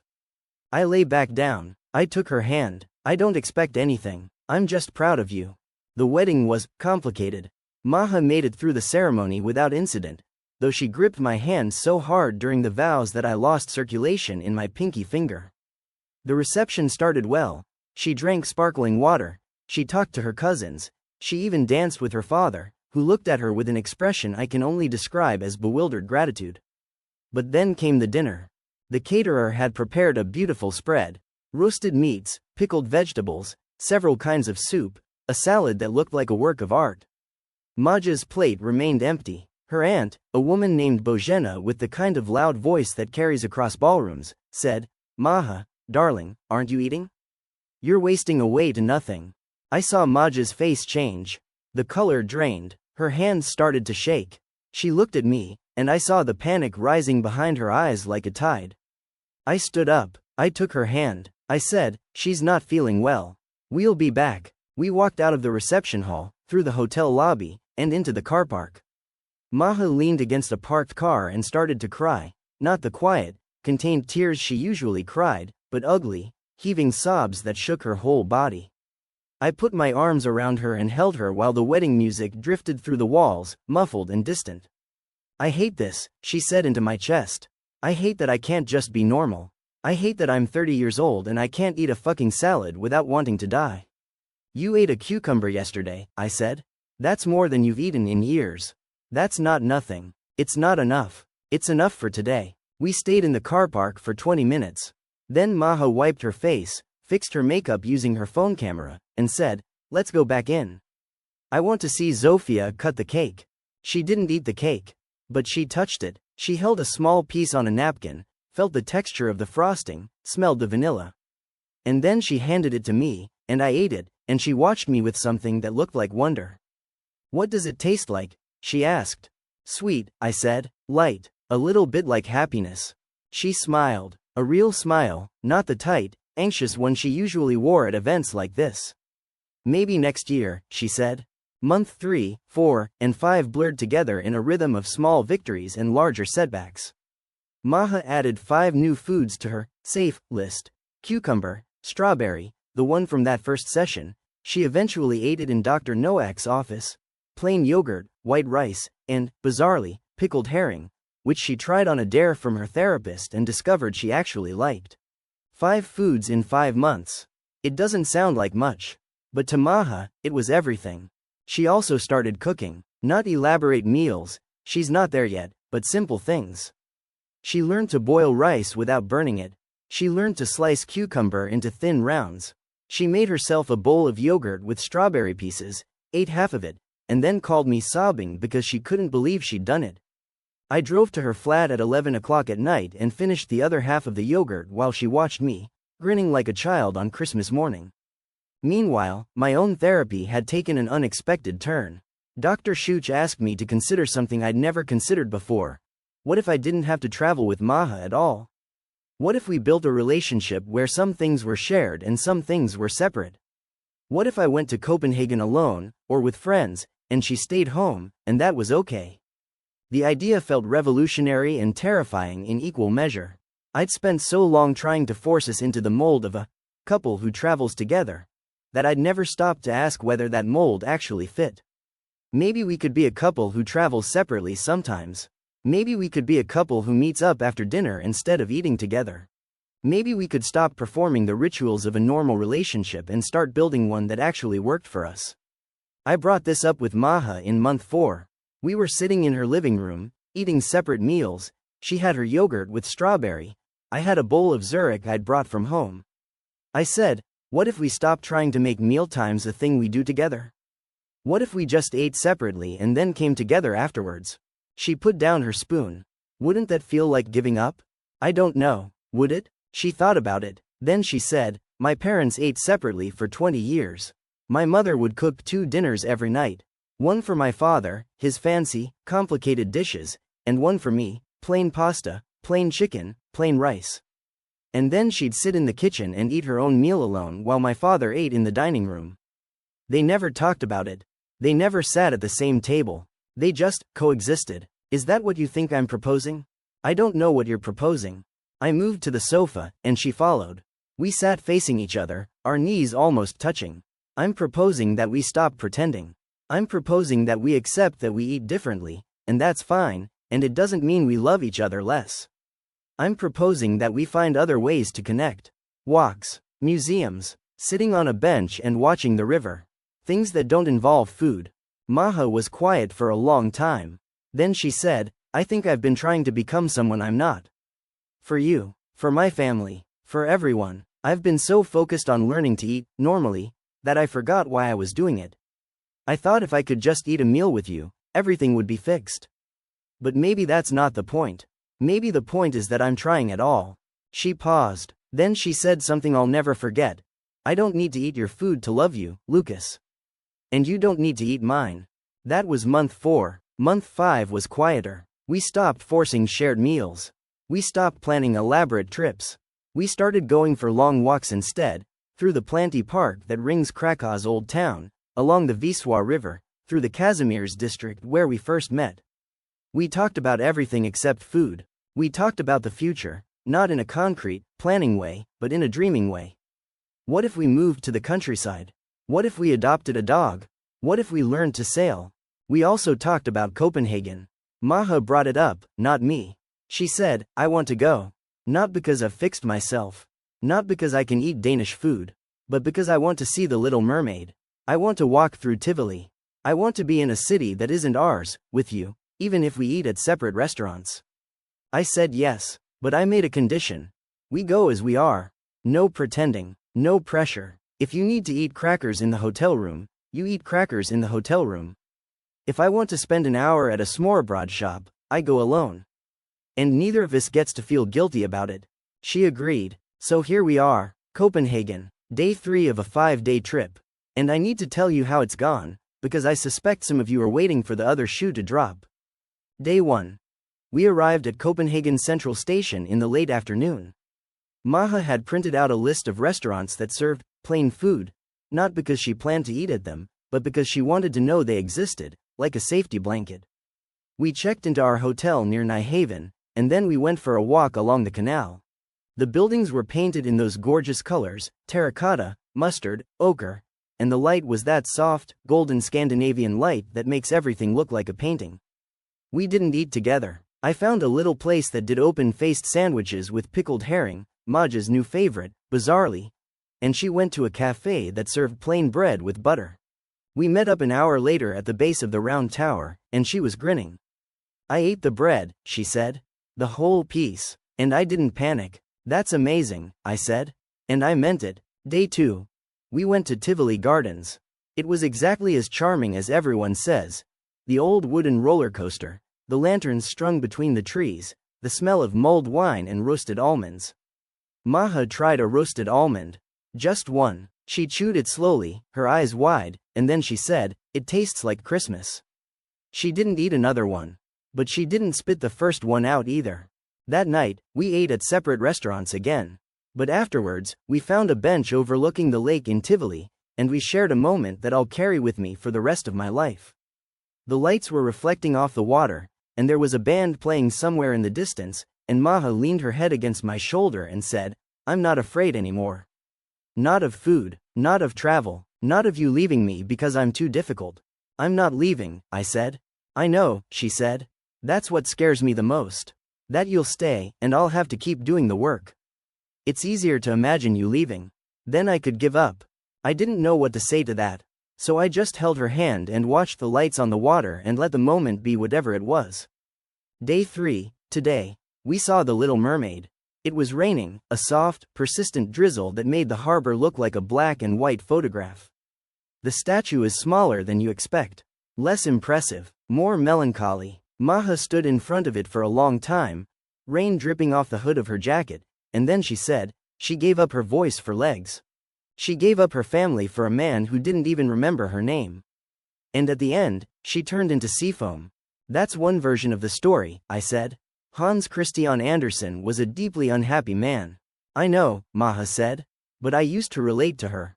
The idea that you have to destroy yourself to be loved. That you have to become someone else entirely. That love is about sacrifice, not about being seen. She turned to look at me. Her face was wet, rain, or tears, I couldn't tell. I don't want to be seafoam anymore, Lucas. I want to be a person who eats a strawberry because she wants to, not because she's trying to prove something. Then be that person, I said. I'll wait. We walked back to the hotel in the rain. We didn't hold hands. Maja's hands were in her pockets, and mine were in mine. But we walked close enough that our shoulders touched every few steps. When we got to the room, we dried off and ordered room service. She ordered plain pasta with butter. I ordered smørrebrød with pickled herring and dill. We ate on opposite sides of the hotel room, watching a Danish game show we didn't understand, and it was the best meal we'd ever had together. Tomorrow is our last full day. We're going to the National Museum, then to a cemetery where Kierkegaard is buried, Maja's request. She went through existentialist phase in university, and then to a little vegetarian restaurant that Maha found online. She's not going to eat the vegetarian food, but she wants to sit at the table with me while I eat. She wants to smell the food. She wants to touch it, maybe, if she's feeling brave. And I want to let her. I don't know what happens after we go home. I don't know if Maha will keep adding foods to her list. I don't know if we'll ever share a meal in the way that most couples do. I don't know if we'll get married or have children, or move to the countryside, or adopt that dog we talked about. I don't know any of those things. But I know this. I'm not angry anymore. I'm not resentful. I'm not sitting in a hotel room in a beautiful city, eating alone, wondering what my life has become. I'm sitting in a hotel room in Copenhagen, listening to my girlfriend breathe in her sleep, and I feel something I haven't felt in years. Peace, not happiness. Happiness is too sharp, too bright, too much like the flash of a camera. Peace is softer. Peace is the sound of rain on a window.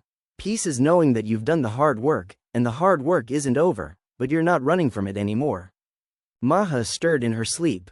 She mumbled something, my name, maybe, or just a word that sounded like my name. I reached over and touched her hair, and she settled again, her breathing evening out. I think about that strawberry sometimes. The first one, the one she held in her palm for 11 minutes, afraid to even bring it to her nose. I think about how far she's come since then. How far we both have. I think about my father, sitting alone in his dining room, eating his elaborate meals while my mother ate bread and butter in the kitchen. I used to think that was tragic. Now I think it was just two people who never learned to ask for what they needed. My mother needed plain food. My father needed to cook. And neither of them ever said, out loud, this is who I am. Can you love me anyway? Maha and I are learning to say that.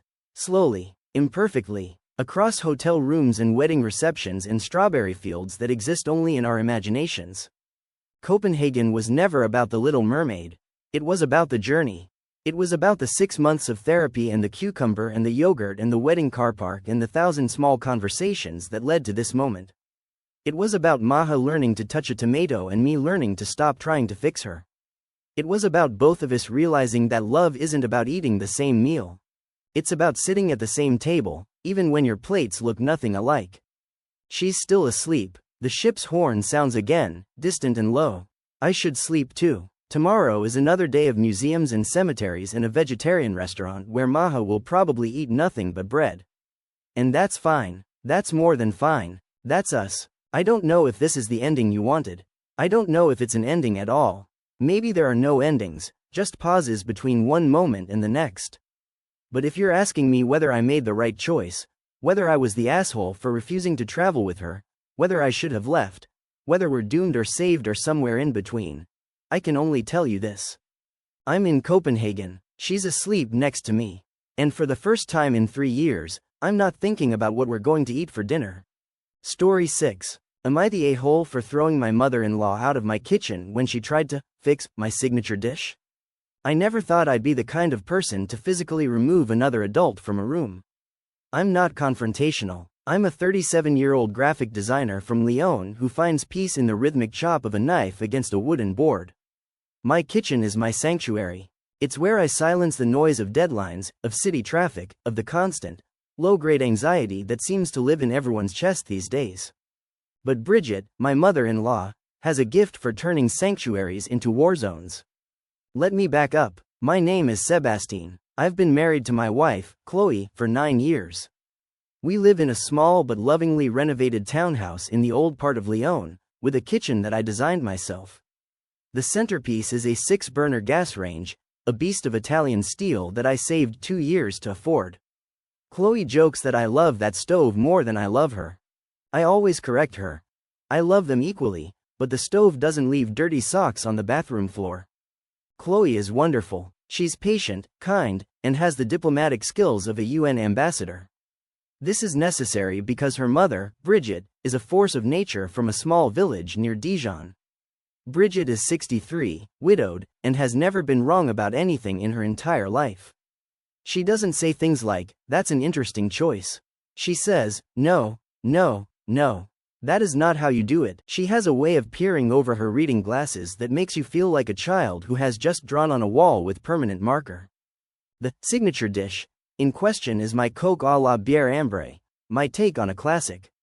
I use a local amber beer from a microbrewery in the Croix-Rousse district instead of wine. I caramelize pearl onions with a touch of honey from the Alps.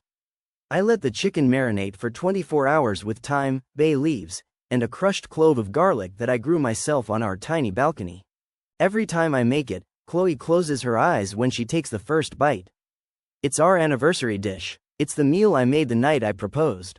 And it's the dish that, last Sunday, Bridget decided was sad. It started innocently enough. Bridget came over for her monthly Sunday lunch. These visits are like weather systems. You can see them coming on the horizon. You batten down the hatches, and you pray for minimal damage. Usually, she critiques my portion sizes, too small, my choice of music in the background, too modern, and the sharpness of my kitchen knives, a personal obsession of hers, for some reason. I've learned to smile, nod, and pour her a large glass of Sancerre. But this Sunday was different. Chloe had a migraine, a bad one, the kind where light is a weapon and a whisper sounds like a jackhammer. She took her medication and went upstairs to our dark bedroom around 10 a.m., kissing my cheek and whispering, "Good luck. Remember, she's just lonely." That left me alone with Bridget for 3 hours before lunch. I started cooking at 11 a.m. I had the chicken marinating since Saturday morning. I pulled it from the ceramic bowl, patted the pieces dry with paper towels, and seasoned them with fleur de sel and cracked black pepper. I heated a glug of duck fat in my steel pan. This is the moment when the skin hits the hot fat and the sizzle fills the air. It's better than therapy. Bridget was sitting at the kitchen island, scrolling through something on her phone. She looked up. "What is that smell?" "Duck fat," I said, placing the chicken thighs skin side down. "A perfect, even crackle. For Coq au vin?" she asked, already frowning. "Coke à la bière," I corrected gently. "Amber beer, not wine." She set her phone down. I saw her nostrils flare. Not in appreciation, in assessment. Like a wolf sniffing out a weakness in the herd. I continued. I removed the chicken to a plate, leaving the golden brown fond at the bottom of the pan.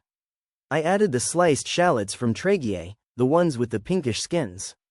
They softened in the residual fat. I deglazed with a splash of the amber beer, watching the liquid bubble and lift all that browned goodness off the metal. Then I added the rest of the bottle, the chicken stock I'd made from last week's roast, and a bundle of fresh thyme. Bridget stood up. She walked around the island and stood beside me, arms crossed. You are using too much shallot. It will overpower the malt. It's how I've always made it, I said, keeping my voice even. I stirred in the honey.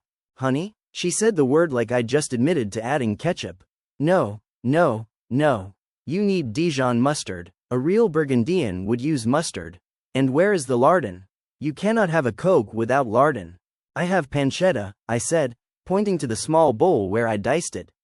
I prefer the texture. She actually tsked. Audibly. Pancetta is Italian. This is a French dish, Sébastien. You are confusing the poor chicken. I took a breath. I reminded myself that she was lonely. That her husband, Jean-Paul, had passed 3 years ago. That she had no one to cook for anymore. I smiled. Bridget, why don't you go sit in the living room? I'll bring you a glass of the Sancerre. Lunch will be ready in an hour.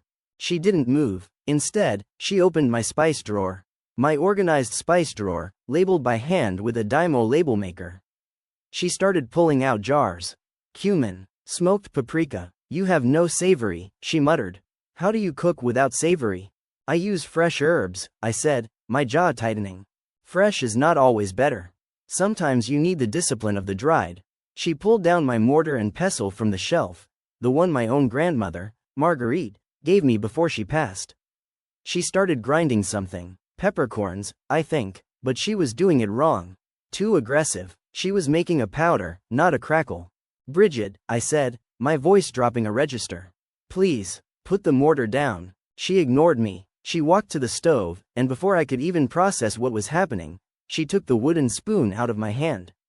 She dipped it into the simmering sauce, tasted it, and made a face like she'd just bitten into a lemon. Flat, no acidity. See? This is what happens when you use beer instead of a good Côtes du Rhône. Then she walked to my refrigerator, pulled out a lemon, and cut it in half with my 8-inch Wusthof chef's knife. A knife she knows I don't let anyone else touch because I keep it at a specific 15-degree angle. She squeezed half the lemon directly into my simmering sauce.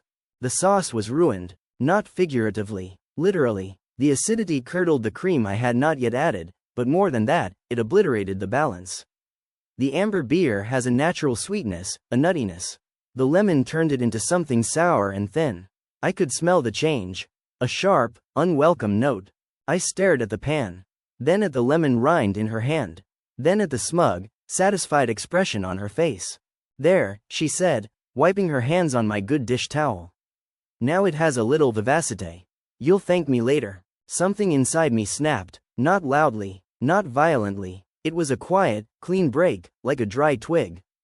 The 15 years of passive-aggressive comments. The undermining. The way she looked at my home, my marriage, my life as a series of mistakes she was obligated to correct.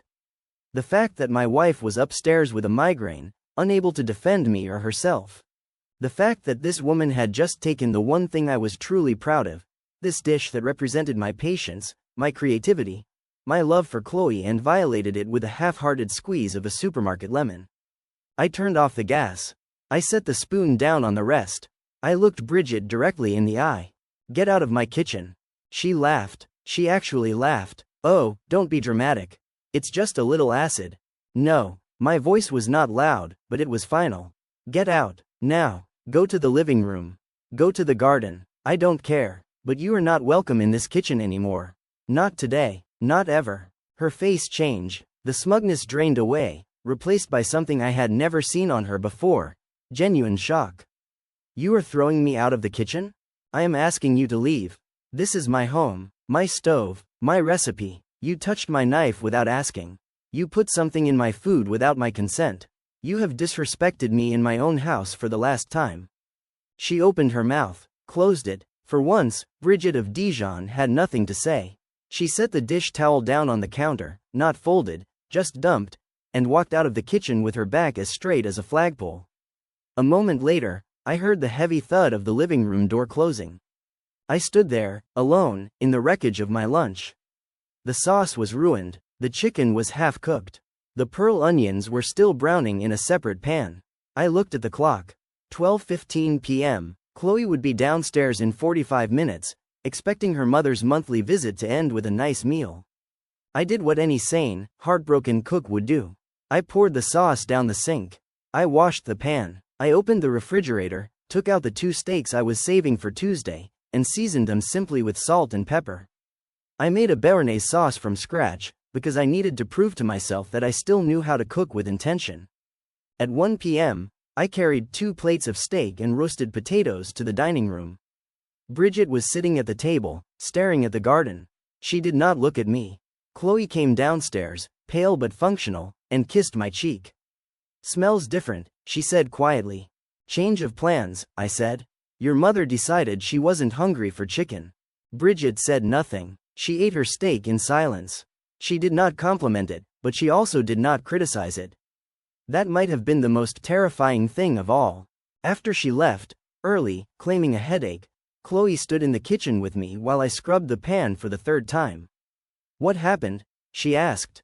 I told her everything. The lemon, the knife, the mortar, the 15 years. Chloe listened. Then she sighed, the kind of sigh that carries the weight of 1,000 family dinners. "She's impossible," she said.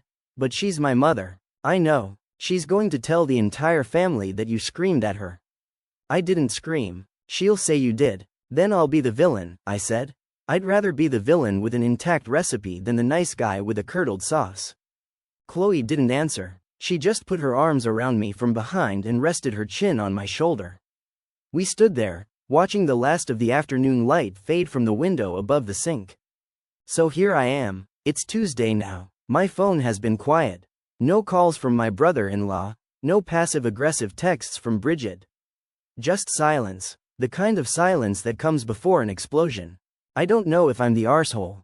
Maybe I overreacted. Maybe a good son-in-law would have smiled, thanked her, and scraped the sauce into a bowl for himself while making a fresh batch. But I couldn't. The lemon wasn't just lemon. It was every dismissal, "That's not how we do it in Dijon." Every time she looked at Chloe and said, "He's trying, dear," like I was a child learning to tie his shoes. My kitchen is clean now. The spices are back in order. My knife is sharp again. Tomorrow, I'm buying a whole new chicken. I'm going to make my coke à la bière ambrée from the beginning, just for myself. And I'm going to eat every single bite without sharing it with anyone. Except maybe Chloe, if she apologizes for her mother first. Update. 3 weeks. That's how long the silence lasted. 21 days of nothing from Bridget. No calls, no texts, no passive-aggressive comments on Chloe's Facebook photos. Just a void where her criticism used to live. I started to believe, foolishly, that maybe the silence was acceptance. Maybe she had finally understood that my kitchen was my kingdom and she was, at best, a tolerated visitor. Maybe she had even felt a flicker of shame. I am an idiot. It was last Thursday when the first crack appeared. I was at work, knee-deep in a branding project for a local bakery, when my phone buzzed. A message from an unknown number. I opened it to find a photo of my own kitchen. Not how I left it. The angle was wrong, the light was wrong, and there, standing at my stove, was a man I had never seen before. He was tall, silver-haired, wearing an apron that said, "Chef Pierre," in embroidered cursive. He was holding my wooden spoon. My blood turned to ice water. I called Chloe immediately. She didn't answer. I called again, and again. On the 4th try, she picked up, but her voice was strange. Tight. The kind of voice you use when you're trying not to cry in public. "Where are you?" I asked. "At my mother's," she said. A pause. "She had a key, Sebastien. She's had a key for years. I gave it to her for emergencies." "What happened to my kitchen?" Another pause. Longer this time. I heard her exhale, a shaky breath that traveled through the phone and landed somewhere in my chest like a stone. "She hired a chef, a real chef, from Dijon. She came over yesterday while we were both at work. She let him in. She said she was fixing the kitchen, fixing the layout, fixing the storage, Fixing everything you did wrong. I left work. I don't remember driving home. I remember red lights and the grip of my hands on the steering wheel and a rage so cold and clear that I couldn't feel my own face. When I opened my front door, the smell hit me first.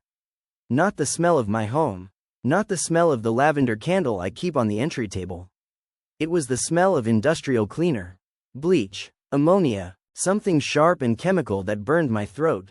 The kitchen was unrecognizable. My spice drawer, the one I labeled by hand, was gone.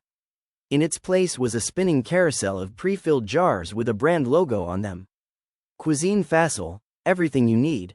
My copper pots, the ones I polished every Sunday, had been replaced with non-stick pans from a discount store, stacked haphazardly in a wire rack. My knives, were gone. Every single one. In their place was a block of cheap, stamped steel blades with plastic handles. The knife block was shaped like a rooster. My 6-burner gas range was still there, thank God, but someone had covered it in adhesive vinyl wrap. Floral pattern, pale pink roses. I peeled back a corner and found the original steel underneath, untouched but humiliated. And there, on the counter, was a note. Brigitta's handwriting, looping, confident, the penmanship of someone who has never doubted a single decision in her life. Sebastien, you needed help. You were too proud to ask. I found someone who actually knows what he is doing. Chef Pierre has worked in 3 Michelin-starred kitchens. He has reorganized everything for maximum efficiency. Your old system was chaotic and childish.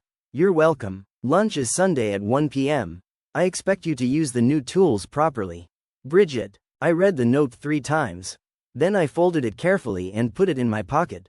Then I walked out of the kitchen, closed the door, and sat on the stairs in the hallway for 20 minutes. I didn't cry. I didn't scream. I just sat there, staring at the pattern on the wallpaper, wondering how a person could hate their son-in-law so completely that they would break into his house and erase him. Chloe came home an hour later. She found me still on the stairs. She sat down next to me, close enough that our shoulders touched, and said nothing for a long time.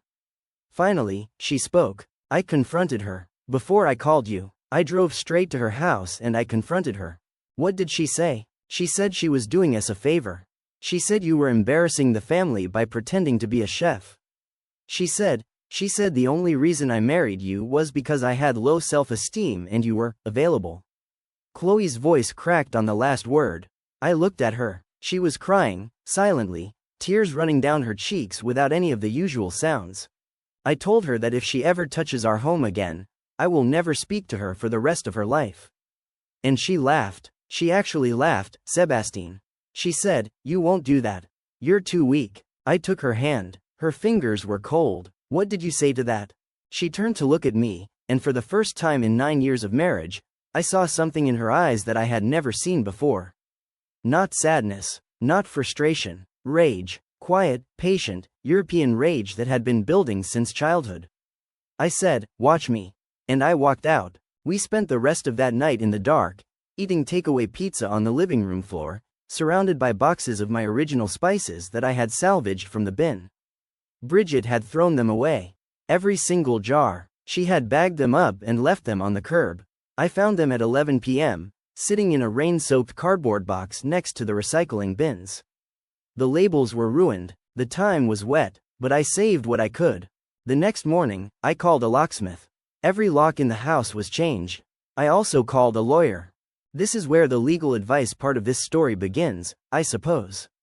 I found a solicitor named Etienne, a no-nonsense man in his 50s with gray temples and the kind of calm that comes from having seen everything. I showed him the note. I showed him the photos of my kitchen before and after. I showed him the text message from the unknown number, which turned out to be Chef Pierre's phone. Bridget had given him my address and my spare key without my knowledge or consent.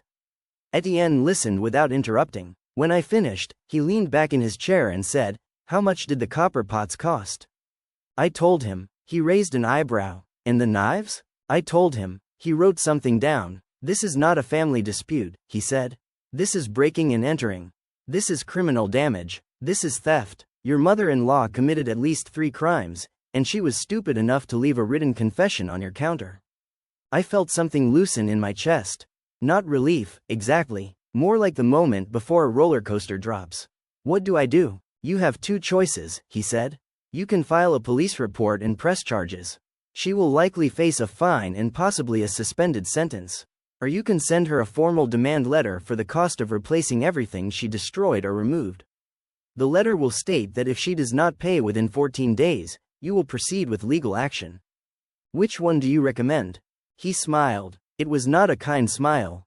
It was the smile of a man who has spent 30 years watching people make terrible decisions and then paying him to clean up the mess. That depends. Do you want your money back, or do you want to make a point?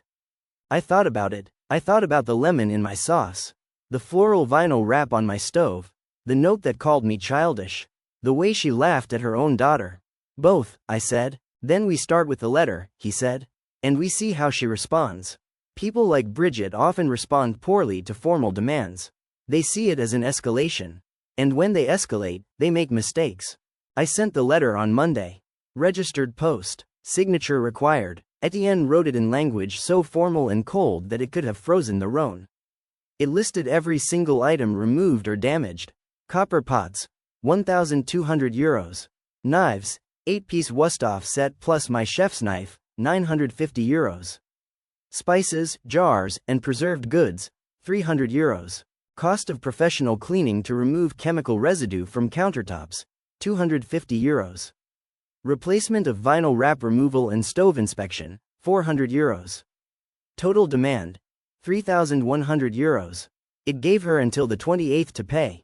The response came on Wednesday. Not by letter, by phone call, to Chloe's mobile. I was in the room when it happened. Bridget did not sound like Bridget. She sounded like a wounded animal, all hiss and desperation. You are ruining me, she screamed, loud enough that I could hear every word from 3 feet away. Do you know what people will say? Do you know what your father would think if he were alive? I was trying to help you. That boy you married is a monster. He is turning you against your own mother. For a few pieces of metal. Chloe listened. She didn't interrupt. When Bridget finally ran out of breath, Chloe said, the money is due on the 28th. If it's not in Sebastian's account by midnight, we file the police report. Goodbye, mother. She hung up. Then she blocked the number. That was 2 days ago. It is now Saturday morning. I am writing this from my living room, looking at my kitchen through the open door. The floral vinyl is gone. I peeled it off myself, an inch at a time, using a hairdryer and a plastic scraper. The copper pots are not back yet. I ordered new ones from a supplier in Villedieu-les-Poêles, the copper capital of France. They arrive next week. The knives arrived yesterday. Same brand, same angle. I sharpened them last night while listening to jazz. The kitchen still smells faintly of bleach. I have the windows open, even though it's cold, because I need to air out the memory of her. I don't know if Bridget will pay. Part of me hopes she doesn't. Part of me wants to stand in a courtroom, look her in the eye, and tell a judge exactly what she did. Part of me wants her to understand that actions have consequences, even when you are 63, even when you are lonely, even when you are a widow from Dijon who never learned that love is not the same as control. Chloe is stronger than I realized. She has not spoken to her mother since that phone call. She has not cried. She has not wavered. Last night, she asked me to teach her how to make the coque à la bière ambrée from scratch. She stood beside me at the stove, and I guided her hands, and when she tasted the sauce, the real sauce, unlemoned, unruined, she closed her eyes and smiled. Now I understand, she said. Why you threw her out. I didn't say anything. I just kissed her forehead and added the pearl onions. Sunday is tomorrow. Brigitta's lunch invitation still stands, apparently. She sent a postcard, like it's 1995 with the same message. Lunch Sunday at 1 p.m. I have made something special. No apology, no acknowledgement of the letter. Just an invitation, as if nothing had happened. We are not going. Chloe wrote, return to sender, on the envelope and dropped it in the post this morning. I don't know what happens next. Maybe Bridget pays. Maybe she doesn't. Maybe she shows up at our door with a gendarme and a sob story. Maybe she finally does the one thing she has never done in her entire life. Apologize. But I'm not holding my breath. My kitchen is mine again. My knives are sharp. My spices are in the mail. And for the first time in 15 years, I am not afraid of my mother-in-law. I am just tired of being the bigger person. Tired of turning the other cheek. Tired of watching my wife carry the weight of a woman who was never taught that love is not ownership. So no, I don't think I was the arsehole. Not for throwing her out. Not for changing the locks. Not for sending the letter. Not for any of it. But I'll let the judge decide that. If it comes to it. Final update. 4 months. That's how long it took for everything to burn down and rise again. I'm sitting in my kitchen as I write this. The windows are open. It's June now, and the air smells like the lavender from the planters on the balcony. My copper pots are hanging above the island, polished to a mirror shine. My knives are in their block, each one exactly where it belongs.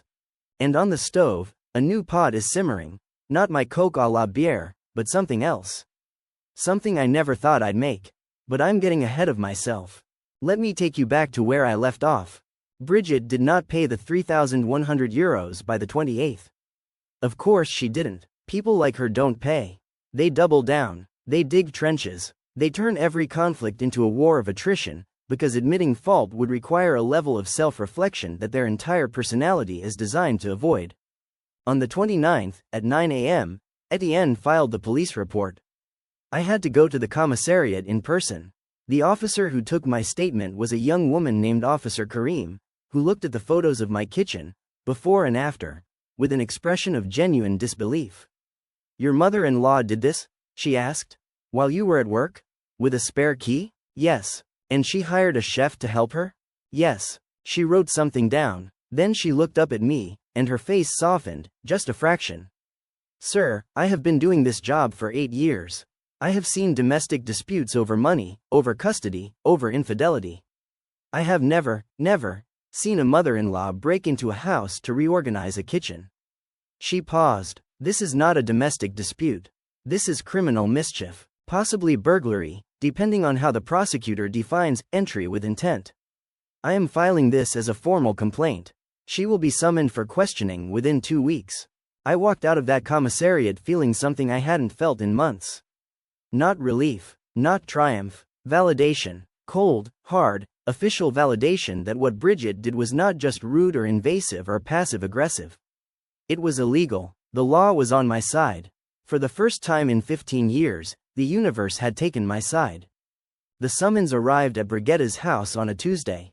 Chloe heard about it from her cousin, Marianne, who still speaks to both sides of the family. Marianne called at 7 p.m., her voice trembling with a mixture of excitement and horror. "She's losing her mind," Marianne said. "She called me at 6 a.m. She was crying. She said she's going to be arrested. She said you're trying to put an old woman in prison over a few pots and pans." I took the phone from Chloe. "Marianne, tell her she can avoid all of this by paying the €3,100 and writing a letter of apology. Tell her the offer stands until her court date." Marianne relayed the message. I heard Brigitta's voice in the background, muffled but unmistakable, shrieking something about ingratitude and spoiled children. Then the line went dead. She didn't pay. The court date was set for March 15th, a Friday. I remember the date because it was also the day my grandmother Marguerite would have turned 90. I took that as a sign. Marguerite was a woman who believed in justice. She once chased a neighbor down the street with a broom for stealing her hydrangeas. She would have loved every second of this. The week before the court date, something unexpected happened. Chef Pierre resurfaced. I was at work when I received an email. The subject line was simply, "Apologies." I almost deleted it, thinking it was spam. But something made me open it. "Mr. Fournier, my name is Pierre Delacroix. I am the chef your mother-in-law hired to reorganize your kitchen. I have been told by my lawyer that I should not contact you. I am ignoring my lawyer. I saw the photos of what was done to your home, and I have not slept well since. I was told you had agreed to the changes. I was told you were away on business and had given your permission. I was lied to. I am deeply, genuinely sorry. I have enclosed a check for €500 as partial restitution for the items I personally handled. I know it is not enough. I am not a rich man. But I wanted you to know that not everyone in Dijon is like Bridget. Again, I am sorry. Pierre." There was a check tucked inside the envelope. I stared at it for a long time. Then I showed it to Chloe, who read the letter twice and started crying. Not sad crying. The kind of crying that happens when you've been holding your breath for so long that you've forgotten what it feels like to exhale. I didn't cash the check. Not immediately. I kept it in my wallet, folded next to my driver's license, as a reminder that some people can admit when they're wrong. It's a small thing, but it matters. March 15th arrived. Gray sky, cold rain, the kind of day that makes you want to stay in bed with a book and a blanket. Instead, I put on my best suit, the charcoal one I wore to my wedding, and drove to the courthouse with Chloe beside me. She held my hand the entire way. Neither of us spoke. The courtroom was small, wood-paneled walls, fluorescent lights that hummed, a judge named Madame Rousseau, who looked like she had been presiding over disputes since the invention of paper. Bridget was already there, seated at the defendant's table with a lawyer I didn't recognize, a thin, nervous man who kept adjusting his tie. She looked smaller than I remembered, older. Her hair, usually dyed a rich chestnut brown, had gray roots showing. She wasn't wearing her reading glasses. Without them, her eyes looked vulnerable, lost. I almost felt sorry for her. Almost. Etienne laid out the case methodically. He presented the photographs. He presented the note Bridget had left on my counter, the one that said my system was chaotic and childish. He presented the text message from Chef Pierre's phone. He presented the receipt for the new copper pots, the new knives, the professional cleaning. He presented the letter of demand and proof that it had been sent via registered post. He presented everything except the kitchen sink, and I made a mental note to thank him later for his restraint. Then Brigitta's lawyer spoke. He argued that Bridget had acted out of love, and cultural tradition, and a genuine desire to help her son-in-law improve his culinary skills. He argued that the kitchen items were gifts intended to replace inferior equipment. He argued that any reasonable person would have been grateful. Judge Rousseau listened. She did not take notes. She simply listened, her face as immovable as a cliff. When Brigitta's lawyer finished, she turned to Bridget and asked a single question. Did you or did you not enter your daughter's home without explicit permission on the day in question? Bridget opened her mouth, closed it. For the second time in her life, she had nothing to say. The court requires an answer, Madame Blanket, the judge said. I had a key, Bridget whispered. She gave me a key for emergencies. Was there an emergency? Silence. Madame Blanket, was there an emergency? No, Bridget said. The word came out like a stone falling into still water. Ripples spread across the room. I saw Chloe's hand tighten on the armrest. Judge Rousseau nodded once. Judgment is reserved. I will deliver my decision in writing within 10 days. The defendant is advised to remain available for further proceedings. It took 8 days. The letter arrived on a Saturday, thick and official, with the seal of the République Française stamped in the corner. I opened it in the kitchen, standing at the island where Bridget had once squeezed a lemon into my sauce. Chloe stood across from me, holding her breath. I read it aloud. The court found Bridget Blanket guilty of unlawful entry and criminal damage. She was ordered to pay €3,100 in restitution to Sébastien Fournier, plus an additional €800 in court costs and legal fees. She was given 6 months to pay, in monthly installments if necessary. She was also issued a formal warning, the French legal equivalent of a permanent mark on her record.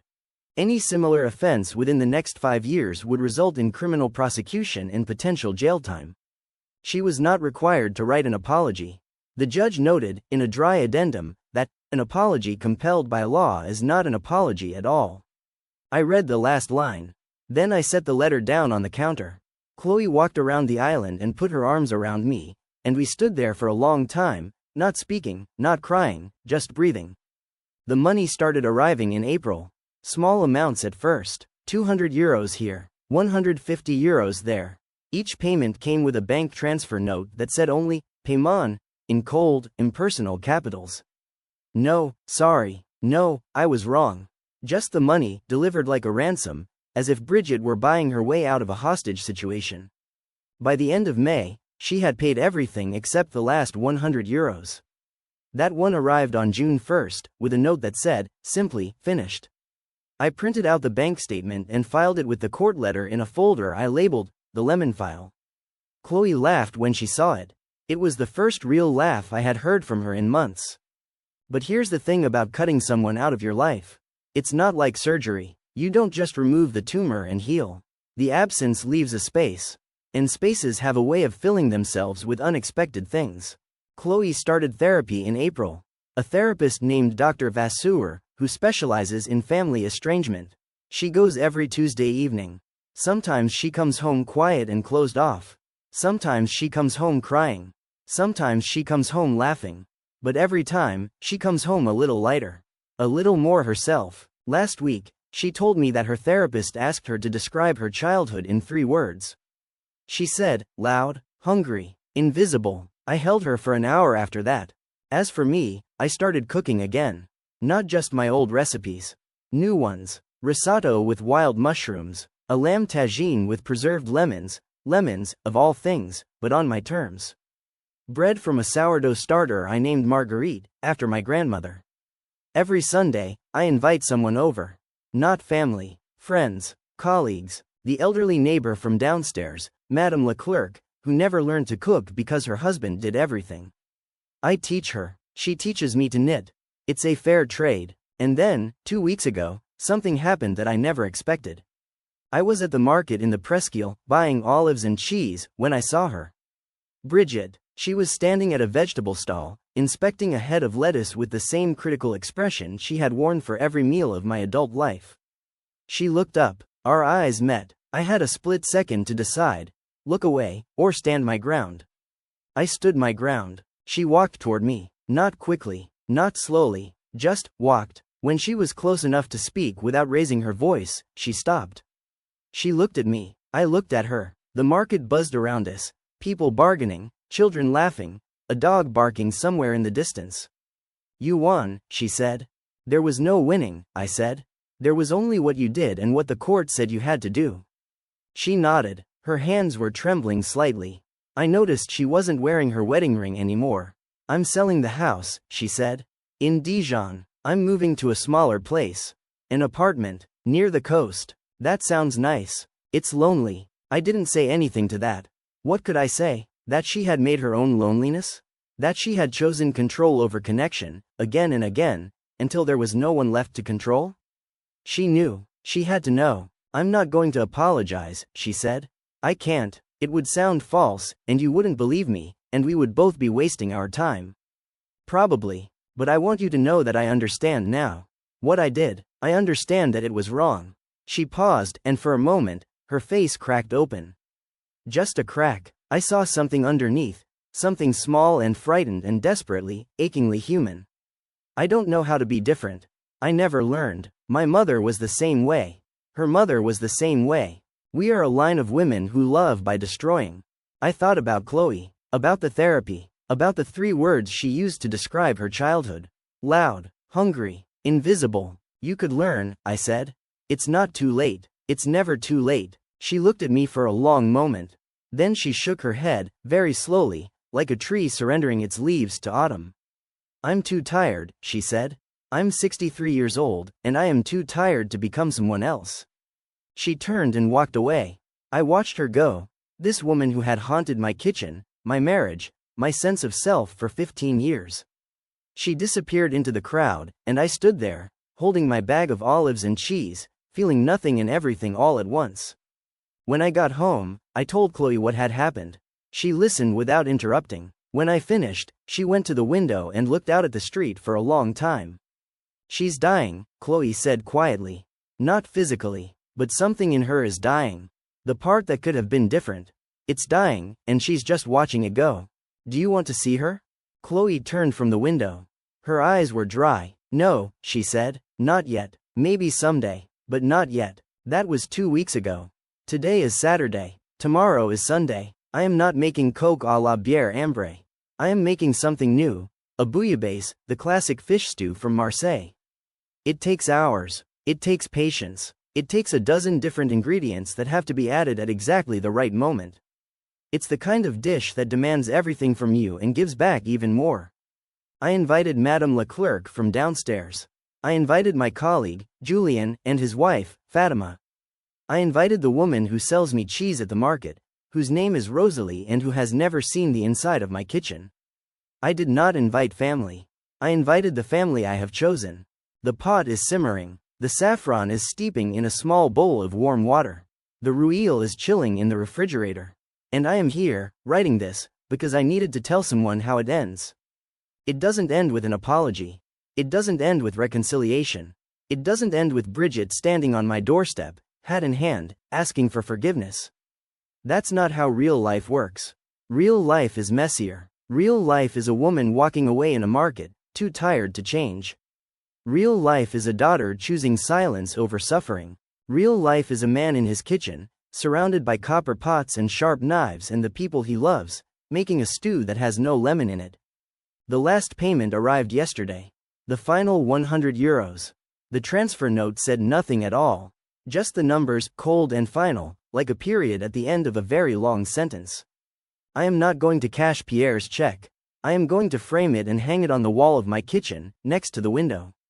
Not as a trophy, as a reminder that even in the middle of someone else's war, there are people who choose honesty. People who admit they were wrong. People who apologize without being asked.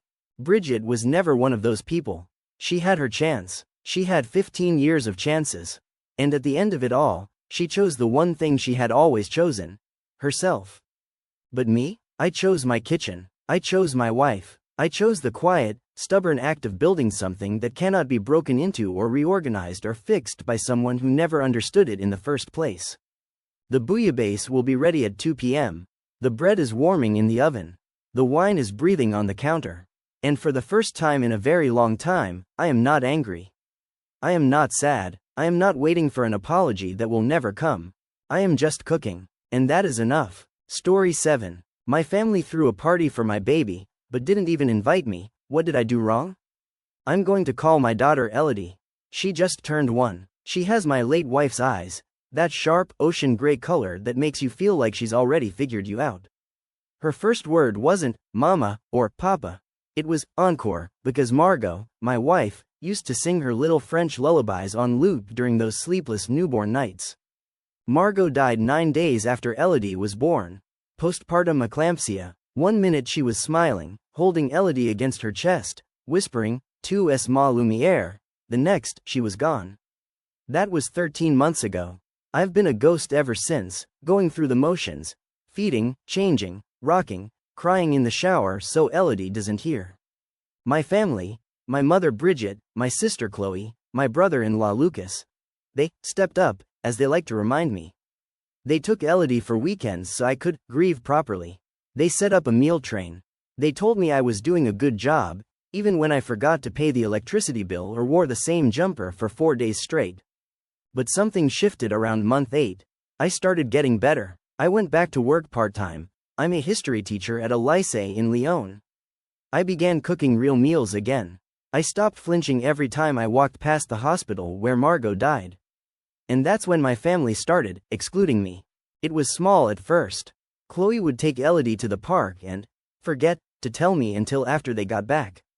Lucas started a WhatsApp group for Elodie's village that included my mother, my aunt Sandrine, my cousin Teo, but not me. When I asked about it, Bridget said, "Oh, it's just for logistics, you're so busy." I wasn't too busy. I was lonely. 2 weeks ago, I overheard Chloe on the phone in my own kitchen.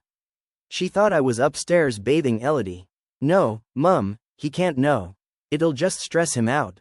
We've got the decorations, the cake is from that patisserie Margot loved, and I booked the photographer. Saturday at 2 p.m. at yours. Just don't tell him." I stood frozen on the stairs. My first thought was, they're planning a memorial for Margot without me. My second thought, colder, they're not. Saturday was yesterday. I woke up early, made Elodie her bottle, and checked my phone. Nothing from my mother. Nothing from Chloe. No, bring Elodie over for lunch. No, can we see the birthday girl? Just silence. So I texted Bridget at 10 a.m. Any plans for Elodie's birthday? I was thinking we could do a small thing here, just us. She replied at 10:17, "Oh sweetheart, don't worry about a thing. You rest. We'll handle it. Not, we'll come over. Not, what time works for you?" I called Chloe. She didn't pick up. I called Lucas. He sent it to voicemail after 1 ring. So I strapped Elodie into her car seat, drove to my mother's house in Saint-Foy-les-Lyon, a 15-minute drive I've made 1,000 times, and parked across the street. The driveway was full. Sandrine's gray Renault, Teo's motorcycle, my Uncle Philippe's van, balloons tied to the mailbox, pink and gold, the exact colors of Elodie's nursery. And through the living room window, I saw them. 30 people, easy. A long table covered in a white cloth. A 3-tier cake with a tiny porcelain bunny on top, Margot's favorite animal. My mother holding Elodie, bouncing her on her hip while everyone clapped. I wasn't in there. No one had texted me to come. No one had knocked on my door that morning to pick up my daughter. They had come to my house, taken my child, and thrown a party for her. Without the person who gets up with her at 3 a.m. when she has a fever. Without the person who taught her to wave. Without the father. I sat in the car for 45 minutes. I watched my mother cut the cake. I watched Chloe take photos. I watched Lucas lift Elodie up so she could see everyone, as if I wasn't 10 meters away, invisible. At 3:15, I got out of the car. I walked up the path. I didn't knock. I opened the front door. The singing stopped. Bridget smiled, that tight, nervous smile she does when she's been caught. "Oh, you came. We didn't want to bother you. We know how hard birthdays are for you since Margot. You took my daughter," I said.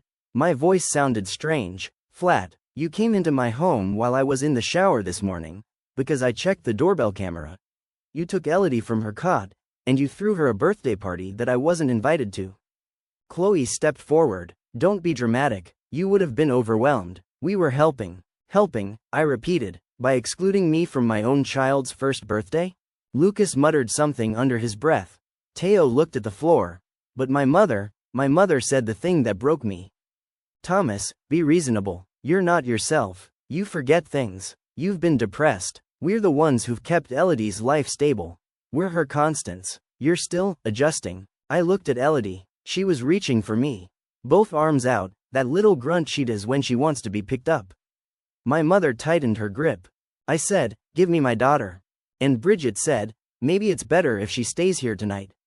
"You seem upset." That's when I realized, they weren't just throwing a party without me. They were building a case. A narrative. Unfit father. Grieving too hard. Needs a break. We're just helping. I took Elodie. I walked out. No one followed me. Elodie is asleep in her crib right now. I've been sitting on the floor outside her room for 2 hours, typing this on my phone. My phone has blown up with texts from Chloe, "You embarrassed mum in front of everyone." Lucas, "You need help, man." And even Sandrine, "We love you, but that was not okay." Not one of them has said, "We're sorry we didn't invite you." So here I am, asking strangers on the internet, what did I do wrong? Because I keep running it through my head. I was sad, I struggled, I leaned on them, but I never stopped being her father. I never missed a doctor's appointment. I never raised my voice at her. I never, not once, failed to show up. But apparently, showing up isn't enough. Apparently, grief makes you invisible in your own life. I don't know if I want advice or just someone to tell me I'm not crazy. But if you're a parent, if you've ever loved someone so much that losing them almost destroyed you, tell me. How do you prove you're still standing when everyone's already decided you've fallen? 3 weeks have passed since I wrote that first post, and I've read every single comment at least twice. Some of you told me to lawyer up immediately. Some of you said I was overreacting and that my family was just trying to protect me. A few of you sent private messages sharing your own stories of being pushed out after losing a spouse, and I want you to know I read every word. I didn't reply to most because I could barely breathe most days, but I heard you. You're the reason I didn't just curl up and let them win. The morning after the party, I woke up to find Elodie's diaper bag missing from the hallway. Her spare blanket, the one Margot's grandmother knitted, was gone. So was her favorite pacifier, the one with the little fox on it. I checked the doorbell camera again. At 6:47 a.m., while I was still asleep on the floor outside Elodie's room, Chloe had let herself in with the key I'd given my mother months ago, for emergencies. She'd walked past me. I was right there, asleep in a ball of exhaustion, and taken everything. Not Elodie, just her things, as if to say, you don't even have the right supplies anymore. I changed the locks that afternoon. Cost me €400 I didn't really have. I also called a solicitor, a no-nonsense woman named Eileen who works out of a cramped office near Place Bellecour. She asked me 3 questions. Had I ever been diagnosed with a mental illness that impaired my judgment? No. Had I ever neglected Elodie's basic needs? No. Had anyone in my family ever threatened to take legal action before? I told her about the WhatsApp group, the party, the diaper bag. She pressed her lips together and said, "They're laying groundwork. We need to get ahead of this." She sent a formal letter to my mother and sister that same day. Nothing aggressive, just a notice stating that I was Elodie's sole legal guardian, that any future removal of my daughter from my home without my explicit consent would be treated as a matter for the police, and that all visitation would occur on my terms until further notice. I felt sick sending it.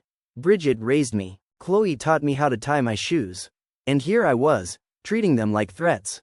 Then the texts changed. "No more, you embarrassed us." Instead, "We're so worried about you. You've isolated yourself. Margot would be devastated to see you like this." That last one came from Lucas, who never even liked Margot. He once called her a bit intense at a family dinner because she talked about her research for 45 minutes. I wanted to scream. Instead, I saved every message. Screenshot, back up, repeat. Eileen told me to document everything.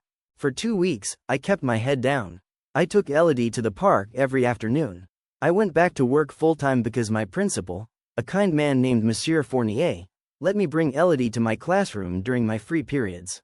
She sat in a little bouncer and watched me grade papers about the French Revolution, and sometimes I'd look at her and think, at least one of us knows what she's fighting for. I stopped answering my mother's calls. I let them go to voicemail. 17 messages in 14 days. I listened to the first few. "Thomas, we love you. We only want what's best for Elodie. You're making a mistake pushing us away." The rest, I deleted without listening. Then last Tuesday, my mother showed up at my door. Not Chloe, not Lucas, Bridget alone, holding a bundt cake like a white flag. Elodie was napping. I opened the door just a crack, the chain still on because I'm not an idiot anymore. She looked older than I remembered. More lines around her mouth. Her hands were shaking. "I'm not here to fight," she said. "I just want to talk." I let her in. I don't know why. Maybe because she's my mother. Maybe because I'd been so lonely that even the woman who tried to steal my daughter's birthday felt like a life raft. We sat at the kitchen table. She pushed the cake toward me. I didn't touch it. She talked for 20 minutes. She said the party was supposed to be a surprise for me too, but then Chloe convinced her that I'd be too sad, that seeing all of Margot's favorite things would break me, that it was kinder to let me stay home. She said they took Elodie that morning because they thought I needed a real break, and that they'd planned to bring her back by 4 p.m. Before I even noticed she was gone. She said the reason no one invited me was because they messed up the group text, and then felt too awkward to call me directly. I listened, I nodded, and then I asked her, if that's true, why did Chloe take the diaper bag at 6:47 the next morning? Brigitta's face went blank, not confused, blank, like a door slamming shut. "I don't know what you're talking about," she said. I showed her the doorbell footage. I'd saved it to my phone. Chloe's silhouette, moving through my hallway, bending down to pick up the bag, slipping back out into the gray morning light. My mother watched the whole thing without blinking. When it ended, she said, she was probably just trying to wash the blankets. I asked her to leave. She didn't argue. She left the bundt cake on the table. I threw it in the bin after she drove away. That night, I got a call from an unknown number. I almost didn't answer, but something made me pick up. It was Sandrine, my aunt, the one who texted me, "That was not okay," after the party. She sounded different, softer. She asked if I was alone. I said yes. She said, "Thomas, I need to tell you something, and you're not going to want to hear it." I sat down on the floor again. It's become my spot. She told me that 3 days before the party, she'd overheard Chloe and Bridget talking in my mother's kitchen. They didn't know she was in the pantry looking for more wine. Chloe said, if we can show that he's unstable for 6 months, we can apply for guardianship. The courts favor mothers, and Margot's gone, so I'm the closest female relative. Bridget said, he's not unstable. He's grieving. And Chloe said, grief looks the same as instability if you frame it right. Sandrine didn't say anything at the time. She was too shocked. She went home and told her husband, who told her to stay out of it. But after the party, after she saw me walk out with Elodie, after she watched my mother and sister paint me as the villain in the family group chat, She couldn't stay silent anymore. "I'm not saying this to hurt you," she said. "I'm saying it so you protect yourself. They've already talked to a solicitor in Villeurbanne. I don't know his name, but I heard Chloe say the filing will be ready by December." December. That's 8 weeks from now. I thanked her. I hung up. I sat on the floor for a long time. Elodie woke up crying at 11 p.m., nightmare, or teething, or maybe just the general misery of being 1 year old in a world that keeps taking things away. I went to her room. I picked her up. She buried her face in my neck, and I held her so tight I'm surprised she didn't squirm. I have a plan now. Not a good plan, but a plan. Eileen is filing a counter motion this week. She's requesting a formal court order that prohibits any family member from removing Elodie from my care without prior written consent. She's also subpoenaing the WhatsApp group messages, the one I was never added to. If Chloe's been documenting my instability, Eileen wants to see what else they've been saying. I've started keeping a daily log. Every feed, every nappy change, every doctor's appointment, every time Elodie laughs or cries or reaches for me. I write it in a blue notebook I keep in my coat pocket at all times. I also started seeing a therapist, a woman named Dr. Fontaine who specializes in parental grief. Not because my family told me to. Because I realized, somewhere between the bundt cake and Sandrine's phone call, that I can't fight them if I'm not whole. And I'm not whole. I haven't been whole since Margot died. But maybe I don't need to be whole. Maybe I just need to be present. Yesterday, I took Elodie to the cemetery. It was the first time I've gone since the funeral. I put her down on the grass in front of Margot's headstone, a simple gray slab with her name and the dates and "Tu es ma lumière" carved underneath. Elodie touched the letters with her tiny fingers. She said, "Mama," not clearly, more like, "Mum," but I heard it. I didn't cry. I think I'm out of tears. When we got home, there was an envelope taped to my front door. No stamp, no return address. Inside, a single sheet of paper. Handwritten. Chloe's handwriting. All sharp loops and angry dots over the eyes. "You think you're winning, but Elodie deserves a family that isn't broken. You can't give her that. We can. Give us joint custody, or we'll see you in court. Either way, she'll end up with us. Save yourself the legal fees." I took a photo of the letter.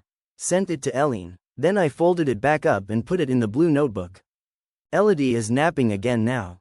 The flat is quiet. I can hear the neighbor's dog barking and a tram rumbling past on the street below. Normal sounds. The kind of sounds that made up my life before any of this happened. I don't know if I'm going to win. I don't even know what winning looks like anymore. But I know I'm not crazy. And I know that whatever happens in December, I showed up. I held her. I didn't let go. That's got to count for something. December came like a fist. I remember waking up on the 1st and just lying there, staring at the ceiling, Elodie curled into my side like a small warm animal, her breath slow and even. The hearing was scheduled for December 14th. 13 days. I'd spent the weeks since Sandrine's call doing everything Eileen told me and nothing more. No angry texts. No social media posts. No showing up at my mother's house to scream. Just the blue notebook, the therapist, and the quiet, grinding work of being a father who refused to be erased. Dr. Fontaine helped more than I expected. Not because she had magic words, but because she asked me one question in our 3rd session that I couldn't shake. If Margot were watching right now, what would she want you to remember? I thought about it for a long time. Margot was never a fighter in the loud sense. She didn't yell or threaten or slam doors. But she was stubborn. She once spent 6 months rewriting her master's thesis because one professor said her methodology was unconventional. She framed the final rejection letter from the journal that turned her down and hung it above her desk. "Proof I tried," she said. Margot would want me to remember that showing up isn't passive. Showing up is the fight. On December 10th, 4 days before the hearing, I got a call from Eileen at 7 p.m. She doesn't usually call that late. I answered with my heart already sinking. "They filed an emergency motion for temporary custody," she said. "They're claiming you've been drinking. That you showed up to work intoxicated last week. That Elodie had a bruise on her arm when Chloe saw her at the park." I almost dropped the phone. I don't drink. I haven't had a glass of wine since the week Margot died, and even then it was one glass that I poured down the sink because it tasted like failure. The bruise, Elodie had a tiny purple mark on her forearm from where she'd pulled herself up on the coffee table and slipped. I documented it in the blue notebook. Date, time, cause, even a photo. Because Eileen told me to document everything. They're desperate, Eileen continued. This is what people do when they know they're going to lose. They throw mud. We have the notebook. We have the doorbell footage. We have your therapist's notes. And I have a witness. A witness. Sandrine had agreed to testify. I hadn't asked her. She called me the week after her first confession and said, I can't watch them do this to you. My husband thinks I'm insane, but I don't care. Tell your lawyer I'll say whatever she needs. I cried on the phone with her. Not dramatic sobs, just the kind of quiet leaking you do when you've been holding everything in for so long that any small kindness breaks the seal. The emergency hearing was scheduled for December 12, 2 days earlier than the original. Chloe and Bridget wanted a judge to give them temporary custody before the main hearing even happened. They wanted me on my heels.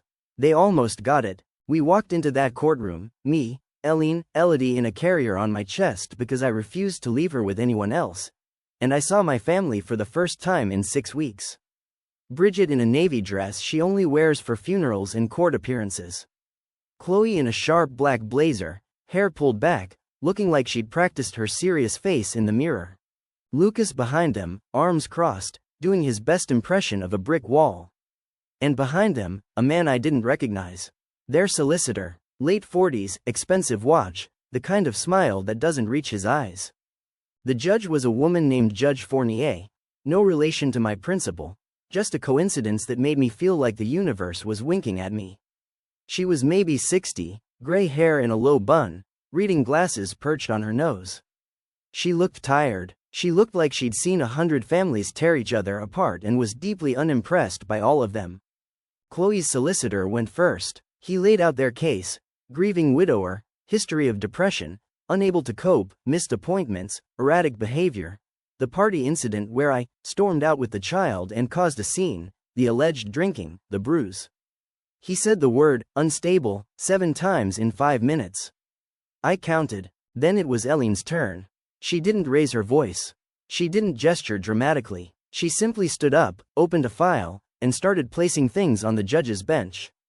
The blue notebook, screenshots of the WhatsApp group messages that Eileen had obtained through a subpoena, messages where Chloe referred to me as a loose cannon, and Bridget responded with crying emojis. The doorbell footage of Chloe taking the diaper bag, a signed statement from Monsieur Fournier, my principal, confirming that I had never been intoxicated at work and that he had personally observed me caring for Elodie in my classroom, with patience, attentiveness, and evident love. A letter from Dr. Fontaine stating that I was actively engaged in grief therapy, fully compliant with treatment, and demonstrated no signs of substance abuse or neglect. The photo of the bruise, time-stamped, with my handwritten note explaining exactly how it happened. Judge Fournier read everything. The room was so quiet I could hear Elodie sucking on her pacifier. When she finished, she looked up at Chloe's solicitor and said, "Where is the evidence of drinking?" He stammered, said something about a witness who saw me buying wine at a Monoprix.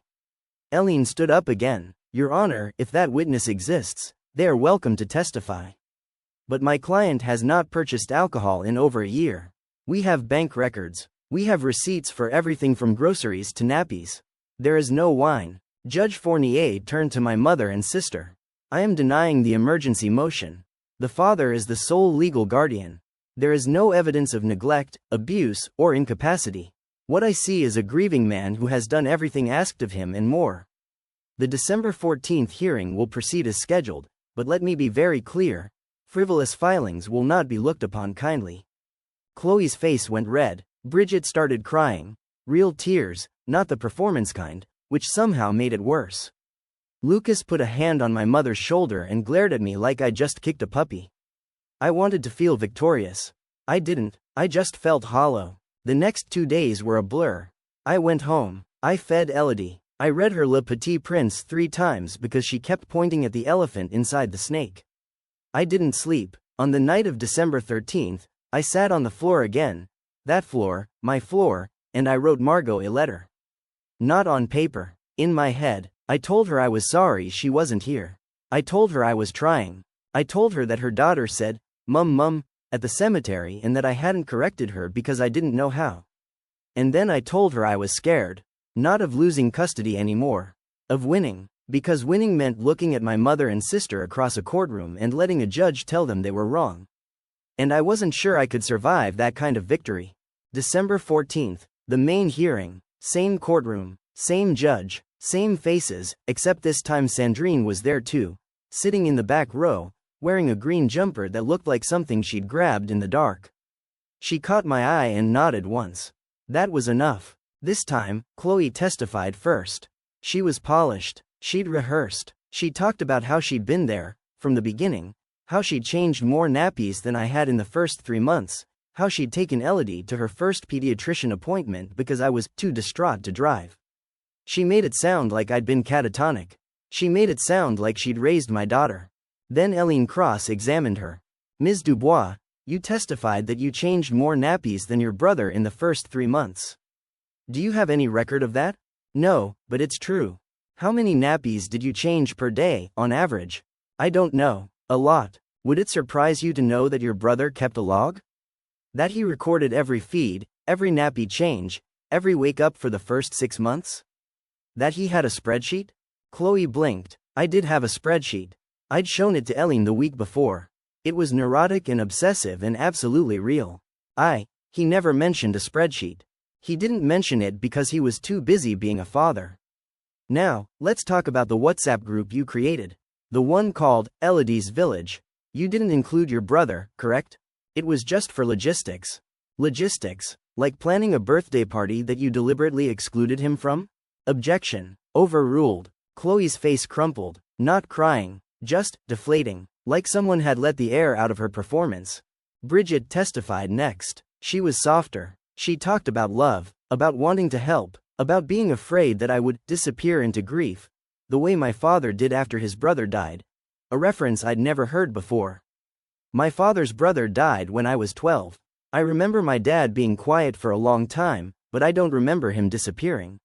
I remember him showing up to every football match. I remember him making dinner every night. I remember him tucking me in. Bridget was rewriting history, and she was doing it with tears in her eyes, which made it harder to watch. When it was my turn, I walked to the witness stand with Elodie still in the carrier. Judge Fournier raised an eyebrow but didn't tell me to take her off. I'd asked Eileen if that was allowed. She'd said, "Let the judge tell you no." I testified for 45 minutes. I talked about Margot's last words, "Tu es ma lumière," and how I'd repeated them to Elodie every single night for 13 months. I talked about the spreadsheet, the blue notebook, the therapist, the principal who let me bring my baby to work. I talked about the morning I found the diaper bag missing and how I'd sat on the floor and cried not because I was unstable but because I was tired. So tired. I talked about Sandrine's call and the letter taped to my door. I pulled the letter out of my coat pocket. I'd brought it with me, and handed it to the judge. "Your Honor," I said, "I'm not a perfect father. I forget to brush her hair sometimes. I've fed her pureed carrots 3 days in a row because it's the only thing she'll eat without a fight. I still cry in the shower. But I have never, not once, chosen myself over her. I have never missed a night. I have never passed her off because I couldn't handle it. I am here. I have always been here. And I will always be here."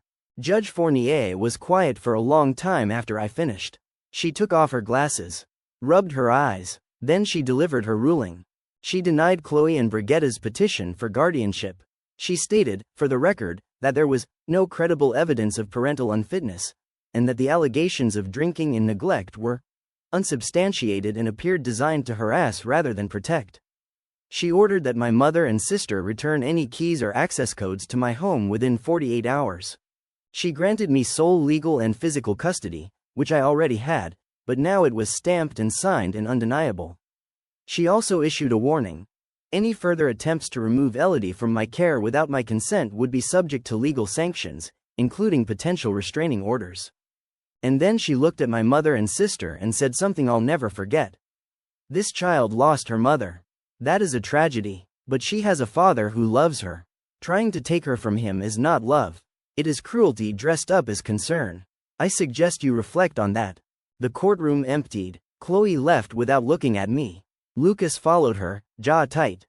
Bridget lingered. She stood by the bench, clutching her purse, and finally walked over to where I was unbuckling Elodie from the carrier. She reached out to touch Elodie's hand. I didn't stop her. I thought I was helping, she whispered. You thought you were replacing me, I said. Those aren't the same thing.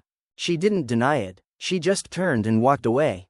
Sandrine hugged me in the hallway. She was crying. I wasn't. I think I was still in shock. She said, your mother called me a traitor last night. I told her I'd rather be a traitor than an accomplice. I hugged her back and thanked her for the green jumper and for the courage I didn't know she had. That was 3 days ago. Today, I took Elodie to the park. It was cold, December in Lyon always is, but the sun was out, and she wanted to go down the little plastic slide 17 times. I let her. On the 17th time, she looked up at me and said, Papa. Not, Dada, or, Baba. Clear as anything, Papa. I picked her up and held her so tight she squeaked. A woman on the bench next to us smiled. She's beautiful, she said. Is she yours? Completely, I said. I haven't heard from my mother or sister since the hearing. No texts, no calls, no envelopes taped to my door. I don't know if they're plotting something else or if they've finally stopped. I don't know if we'll ever have Christmas together again. I don't know if I want to. What I know is this. Elodie is asleep in her crib. The blue notebook is full. The spreadsheet is backed up in 3 places. And I am not broken. I am not unstable. I am not a loose cannon. I am a father. That's the only label that matters. Story 8. Am I the a-hole for walking away and refusing to pay $4,000 after my ex crossed my one boundary? I never thought I'd be the person writing one of these. You know, the kind of post where you sit at 2 a.m. with cold tea and a racing heart, trying to condense half a decade of your life into something strangers on the internet can understand. But here we are. Let me take you back to the beginning, because context matters. I'm Lucas, 31 years old, living in a small but expensive flat in Utrecht. I work as a logistics coordinator for a mid-sized shipping company, nothing glamorous, but it pays the bills. My ex, Sander, is 33. We met through a mutual friend at a New Year's party in Amsterdam 6 years ago. He was charming in that quiet, steady way. The kind of person who remembers how you take your coffee and texts you the next morning without playing games. Within a year, we'd moved in together. Within 3, we were talking about rings. But here's the thing about Sander. He had a history. Before me, he'd been in a relationship with a man named Martin for 4 years. Martin was, by all accounts, a walking red flag. He was controlling, emotionally manipulative, and had a habit of disappearing for days at a time only to come back with flimsy excuses. The worst part? He cheated, multiple times. Sander found out through a mutual friend who saw Martin on a dating app while they were still living together. It broke him. I spent the first year of our relationship helping him rebuild his self-worth, reassuring him that not everyone lies, that trust isn't a trap. So when we got serious, Sander sat me down one night. We were on his tiny balcony overlooking a canal, the kind of night where the air smells like rain and fries, and he said, I have one boundary. One thing I can't live through again. If we're going to do this, I need to know you'll never go behind my back. No secrets, no cheating. If you ever feel like you want someone else, you tell me first. We break up clean, but I can't do the lying again. I agreed. Of course I agreed. I wasn't a cheater. I'd never been unfaithful in any relationship. I told him, you never have to worry about that with me. And I meant it. For 6 years, I meant it with every fiber of my being. Fast forward to last month. We just signed a new lease on a bigger apartment in the Lombok district. A place with a garden and enough room for the dog we'd been talking about getting. I'd been working overtime to save for a down payment on a house, because Sander wanted to stop renting by the time he turned 35. I was tired, sure. Our sex life had slowed down a bit, mostly because I was coming home at 8 p.m. and collapsing into bed. But I never stopped loving him. I never looked at anyone else. Then came the Tuesday. I'd left work early because I'd forgotten a folder with some contracts I needed to review at home. It was 3:30 p.m. Sander usually worked from home on Tuesdays, so I figured I'd pop in, grab the folder, maybe kiss him hello and steal a cookie from the pantry. I didn't call ahead because why would I? It was my home too. When I unlocked the door, I heard it. A low laugh. Not Sander's laugh, his is warm, almost rumbly. This was higher, nervous. And then a voice I didn't recognize saying, relax, he won't be home for hours. I stood in the hallway for what felt like 10 minutes but was probably only 10 seconds. My brain was doing that thing where it tries to offer alternative explanations. Maybe it's a colleague, maybe it's a repairman, maybe I'm hallucinating from exhaustion. But I wasn't. I walked to the living room, and the door to our bedroom was open. Sander was on the bed. On our bed. The bed we'd picked out together from a secondhand shop in Harlem. The bed where we'd celebrated his 30th birthday with champagne and bad karaoke. He was shirtless, and so was the other man, a blonde guy I'd never seen before, maybe mid-20s, with a tattoo of a snake on his ribs. They weren't fully undressed, but they were close. Close enough. Sander saw me first. His face went through this horrible sequence: surprise, then fear, then a kind of blank emptiness that somehow hurt more than if he'd looked guilty. The other guy scrambled off the bed, grabbed his jeans from the floor, and muttered something like, "I should go." He brushed past me in the doorway. I didn't stop him. I couldn't move. "Lucas," Sander said. Just my name. Like that was supposed to fix it. I didn't scream. I didn't cry. I just looked at him and said, "You had one boundary." My voice sounded like it belonged to someone else. Someone colder. He started talking. Fast. It didn't mean anything. It was just this once. "I've been feeling lonely, and you're always working, and I didn't know how to tell you." I held up my hand. "Stop. Don't." I walked to the closet, pulled out a duffel bag, and started packing. Clothes, toothbrush, charger, the small box where I keep my grandmother's rosary. I'm not religious, but it was hers. Sander followed me around the apartment like a lost dog, saying things I've already started to forget. "I'll go to therapy. We can fix this. Please don't leave tonight." I left that night. I drove to my sister's place in Den Bosch. Fleur is 2 years older than me, brutally honest, and has zero tolerance for nonsense. She opened the door in her bathrobe, took one look at my face, and said, "Which one of his bones do you need me to help you break?" I laughed. It was an ugly, wet sound. Then I cried for 3 hours. The next few days were a blur. I took sick leave from work. I changed my passwords. I called our landlord and asked to be removed from the lease. Thank God we hadn't signed the renewal yet, so I was only on the hook for another month. I texted Sander that I would come get the rest of my things on Saturday, and that he needed to be gone when I did. He replied with a paragraph. I didn't read it. I blocked his number. That's when the calls started. Not from Sander, from his mother, Bridget. Bridget is a sweet woman, or at least I thought she was. She makes homemade stroopwafels for Christmas and calls me her second son. On Thursday afternoon, my phone buzzed with her name on the screen. I made the mistake of answering.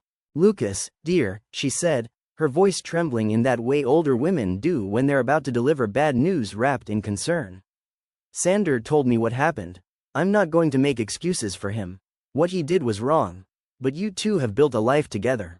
Surely you can talk about this? I told her, as gently as I could, that there was nothing to talk about. That he crossed the one line I'd asked him never to cross. That I was done. She got quiet. Then she said, "There's something else." Turns out, Sander and I had a joint account for household expenses. Rent, utilities, groceries, we each contributed €800 a month. But back in January, we'd agreed to start a separate, future fund, for that house down payment. We'd each put in €2,000 to start, and I'd been adding an extra €300 every month since. Sander was supposed to match that, but he'd been between contracts and I'd let it slide because I loved him and I believed in us. The account was in his name. I know, stupid. But he'd set it up before we were officially engaged, and I never got around to changing it because I trusted him. Blindly, foolishly. Bridget informed me that Sander had withdrawn the entire future fund 2 days after I left. All €4,000 of it. He'd used €1,500 to pay off some credit card debt he'd never told me about, and the remaining €2,500 was gone. She didn't know where, and now, because I was breaking the lease early and leaving him with the full rent for the next month, he was asking me to reimburse him for my half of the money he'd spent. Let me repeat that. He cheated on me, in our bed, after I'd spent 6 years respecting the single boundary he asked for. He drained a savings account that was mostly my money. And now he wants me to pay him €4,000. Brigitta's tone shifted from sympathetic to pleading. He's in a bad place, Lucas. He lost his job last week, the contract didn't renew. If you don't help with the rent, he'll be evicted. And that money he spent, he can't give it back. Please, just consider it a loan. For old time's sake. I said no. I said it calmly. I said, Bridget, I loved your son. I gave him everything I had. He chose to throw it away for a 20-minute hookup with a stranger. That's not my debt to pay. She started crying. Then she said something I'll never forget. You're being cruel.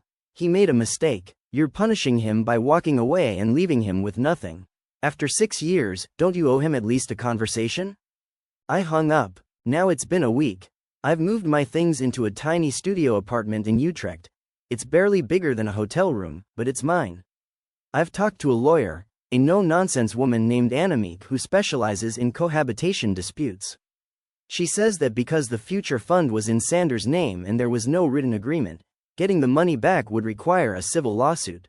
It's possible, but it would cost me more in legal fees than I'd recover. She advised me to cut my losses and walk away clean. But Sander isn't letting me walk away clean. Yesterday, I got an email from him. He made a new account after I blocked his number. Subject line: please read. The body said, Lucas, I know you hate me. You have every right, but I can't afford the rent on my own.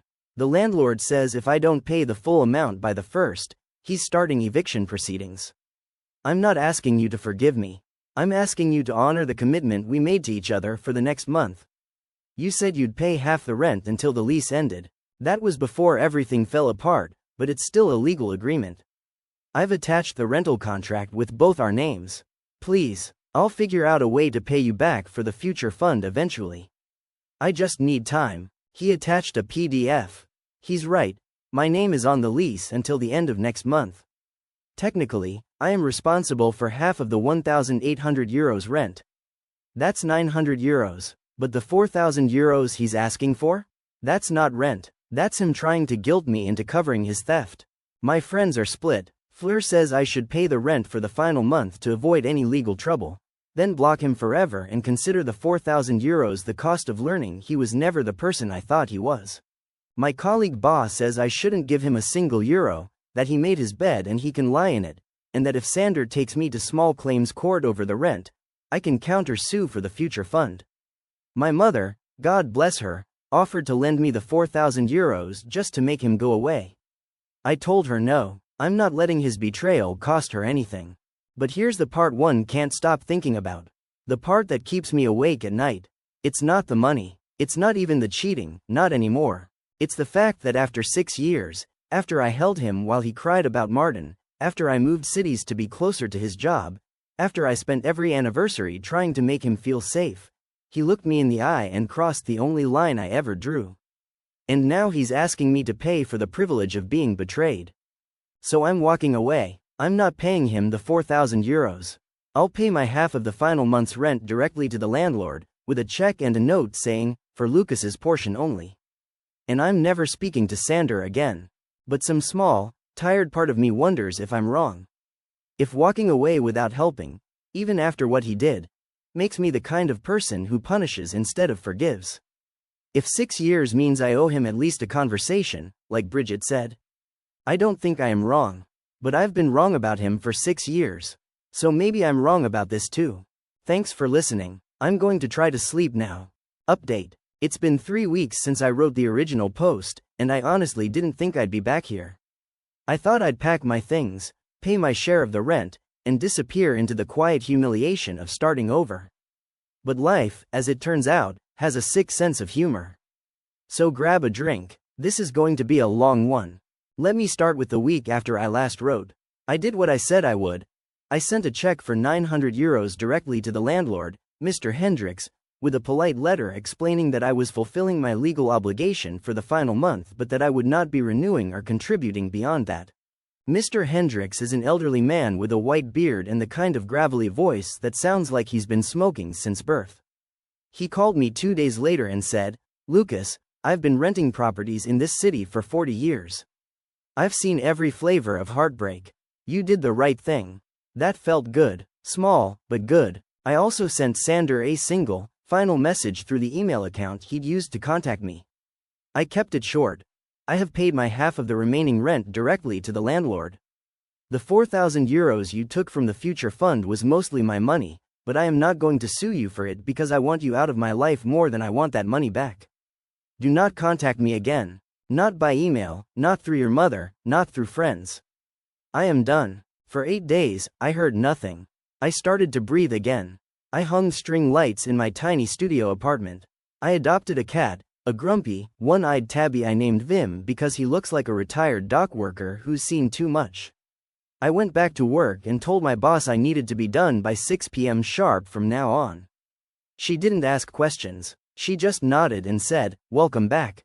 Then last Wednesday, my phone rang at 11 p.m. It was Fleur. She doesn't call that late unless someone's dead or dying. "Lucas," she said, and her voice had that tight, controlled quality she gets when she's trying not to scream. "I need you to sit down." I sat on my bed. Vim jumped onto my lap, which he never does. "Animals know. Sander showed up at my door an hour ago," she said. "He was drunk. Not tipsy, drunk. The kind of drunk where his eyes don't focus and he keeps repeating himself. He said he's been sleeping in his car because he couldn't afford the rent after you left and the landlord started eviction proceedings anyway. Apparently Mr. Hendricks didn't accept your check because Sander hadn't signed something? I don't know, the details are messy. But the point is, Sander is homeless. And he came here to ask me to tell you he's sorry." My stomach turned inside out. "Fleur, please tell me you didn't let him inside." "Of course I didn't let him inside. I'm not an idiot. I talked to him through the door chain. But Lucas, he looked terrible. He's lost weight. His hair is matted. He kept saying, 'I just want him to know I didn't mean to spend the money.' I had a gambling problem. I've had it for 2 years. Did you know about a gambling problem? I didn't. Of course I didn't. 2 years. That's when I started working more overtime. That's when Sander had begun staying up late on his laptop, saying he was applying for better jobs. 2 years of hiding an addiction while I poured my salary into a future fund he was secretly draining. I told Fleur I didn't know. I told her to call the police if he came back. She said she already had. They'd come and escorted him off her property, but they didn't arrest him because he wasn't violent, just drunk and pathetic. They told her to get a restraining order if he showed up again. I didn't sleep that night. I lay in the dark with Vim purring on my chest, and I thought about the Sander I'd loved. The one who'd cried on that balcony about Martin. The one who'd taught me how to make proper Dutch pea soup. The one who'd held my hand at my father's funeral and whispered, "I've got you." That Sander was gone. Maybe he'd never been real. But the ghost of him was still heavy enough to pin me to the mattress. The next morning, I called Annemiek, the lawyer. I told her about the gambling admission, about the eviction, about Sander showing up at my sister's house. She sighed. That long, weary sigh of someone who hears the same sad story in different fonts every single day. "Lucas," she said, "I'm going to give you some advice that isn't legal. It's human. You need to disappear from his life completely. Block his family. Move if you have to. Change your routines. Men like Sander, men who hide addictions and betrayals and then play the victim when they're caught, they don't stop. They just find new ways to pull you back in. The 4,000 euros is gone. The rent is a mess. But your peace is worth more than both." I asked her about the legal risk. Could Sander sue me for the rent if Mr. Hendricks hadn't accepted my check? She said yes, technically, but it would be a small claims case and I'd likely win because I'd made a good faith effort to pay. She also said she doubted Sander had the money or the organization to actually file anything. "He's homeless and gambling addicted," she said. "He's not a legal threat. He's an emotional one." So I did what she said. I blocked Brigitta's number, finally, and I blocked the new email account Sander had used. I changed my route to work so I wouldn't walk past the cafe where we used to get breakfast. I told Fleur to call the police immediately if he showed up again. No warnings, no conversations through the door chain. For 5 more days, silence. I started to believe it was over. Then yesterday happened. I was at work, sitting in a meeting about shipping manifests, when my phone buzzed with a text from an unknown number. I shouldn't have opened it. I know that now, but curiosity is a poison, and I drank it anyway. It was a photo of a letter. Handwritten, on lined paper that looked like it had been crumpled and smoothed out again. The handwriting was Sander's. I'd recognize that slanted, impatient script anywhere. He'd addressed it to me, care of my workplace. How did he get my work address? I still don't know. The text of the photo was blurry in places, but I could read enough. Lucas, I'm writing this from a shelter in Amsterdam. They let us use pens between 7 and 9 p.m. I don't expect you to forgive me. I don't even expect you to read this. But I need you to know the truth about the money. It wasn't just gambling. When Martin and I were together, he opened a credit card in my name. I didn't know about it until after we broke up, when debt collectors started calling. I've been paying it off for years. The 1,500 euros I took from the future fund went to the last of that debt. The rest, the 2,500 euros, I lost in one night at a casino in Rotterdam. I don't know why I'm telling you this. Maybe because you are the only person who ever made me feel like I wasn't a fraud. And I am a fraud. I always was. I'm sorry I made you believe otherwise. There was more, a lot more, pages of it, by the look of the photo. But I stopped reading after I lost in one night at a casino in Rotterdam.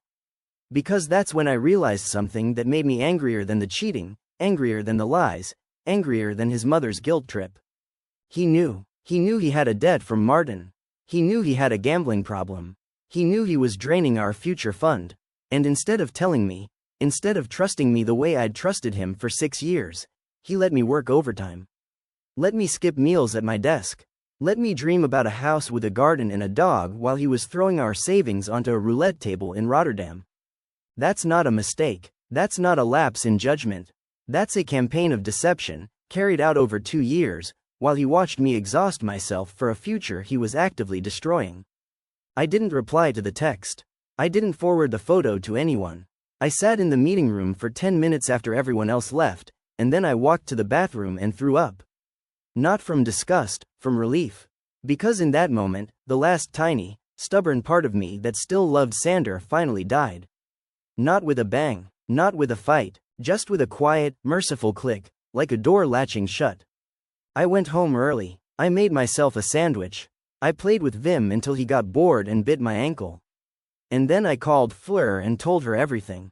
She was quiet for a long time. Then she said, "You know what I think? I think you should send his mother the photo. Let her see what her precious son actually wrote. Let her explain that to the rest of the family." I laughed. It was the first real laugh in weeks. "I'm not that petty." "No," Fleur said, "you're not. That's why he doesn't deserve you." This morning, I checked my bank account. The 900 euros rent check I sent to Mr. Hendricks still hasn't been cashed. I called his office, and his assistant, a young woman named Lot, told me that Mr. Hendricks is in the hospital with pneumonia, and that all rental matters are on hold until he returns. She said not to worry, that my check was safe in a file on his desk. I don't know what will happen with that 900 euros. I don't know if Sander will find a way to drag me into court. I don't know if Bridget will show up at my door with stroopwafels and tears. I don't know if the gambling addiction was real or just another lie designed to make me feel sorry for him. But here's what I do know. I walked away from a man who crossed the only boundary I had. I refused to pay 4,000 euros for the privilege of being betrayed. I paid what I owed, and nothing more. And now I'm sitting in a tiny studio apartment in Utrecht with a one-eyed cat named Vim, string lights that flicker when the wind blows, and a future that belongs entirely to me. It's not a happy ending. It's not even an ending. I'm still waking up at 3 a.m. some nights, still flinching when I see a man with broad shoulders and dark hair on the street. But it's mine, and for the first time in 6 years, I'm not building it around someone else's fragility. So no, I don't think I was the asshole for walking away. I think I was finally kind to myself. Thanks for staying with me through this. If you're going through something similar, if you're holding on to a person who broke your one rule because you're afraid of the silence on the other side, please know that the silence isn't empty. It's just room for you to exist without apology. Now if you'll excuse me, Vim is demanding his evening snack. Some things are non-negotiable. Final update. It's been 2 months since I last wrote, and I told myself I wouldn't come back here. I told myself that posting about Sander was a chapter I needed to close, that rereading my own words would be like picking at a scab that was finally healing. But last night something happened that cracked me open again, and I realized I couldn't move forward without writing this last piece. Consider it a funeral. Consider it a victory lap. Consider it whatever you need to consider it. I just need to get it out. Let me rewind to where I left off. I was in my studio apartment in Utrecht with Vim the one-eyed cat, string lights that flickered in the wind, and a heart that was slowly learning how to beat for itself. I'd blocked everyone connected to Sander. I'd changed my route to work. I'd even started going to a tiny gym near the train station, nothing fancy, just a room with second-hand weights and a punching bag that had seen better days. The punching bag became my therapist. Every time I thought about the €4,000 or the casino in Rotterdam or the blonde man on my bed, I'd put on my gloves and hit that bag until my knuckles bled through the wraps. It was ugly. It was necessary. 3 weeks after the last update, I got a letter. An actual paper letter, delivered to my apartment by a postman who looked apologetic, like he could sense the envelope contained something poisonous. The return address was a shelter in Amsterdam, the same one Sander had mentioned in his handwritten note. I stood in my hallway for a full 5 minutes, holding that envelope, trying to decide whether to throw it in the recycling unopened. I opened it. Of course I opened it. I'm not a saint. I'm just a man who loved someone broken, and broken people leave behind pieces that cut your feet no matter how carefully you walk. The letter was shorter this time.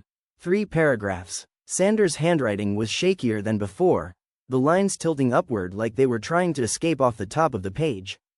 Lucas, I'm not writing to ask for money or forgiveness. I'm writing to tell you that I checked myself into a residential program for gambling addiction. It's in a town called Ermelo, about an hour from Amsterdam.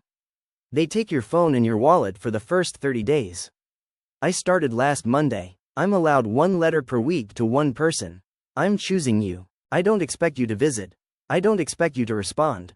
But the therapist here says I need to make amends without expecting anything in return. So here it is. The €4,000 wasn't just gambling and credit card debt. I also spent about €800 on the man you found me with. His name is Timo. I met him on an app 6 months before you caught us. He wasn't the first. There were 4 others over the last 2 years. I paid for hotel rooms. I paid for dinners. I paid for his train tickets from Rotterdam.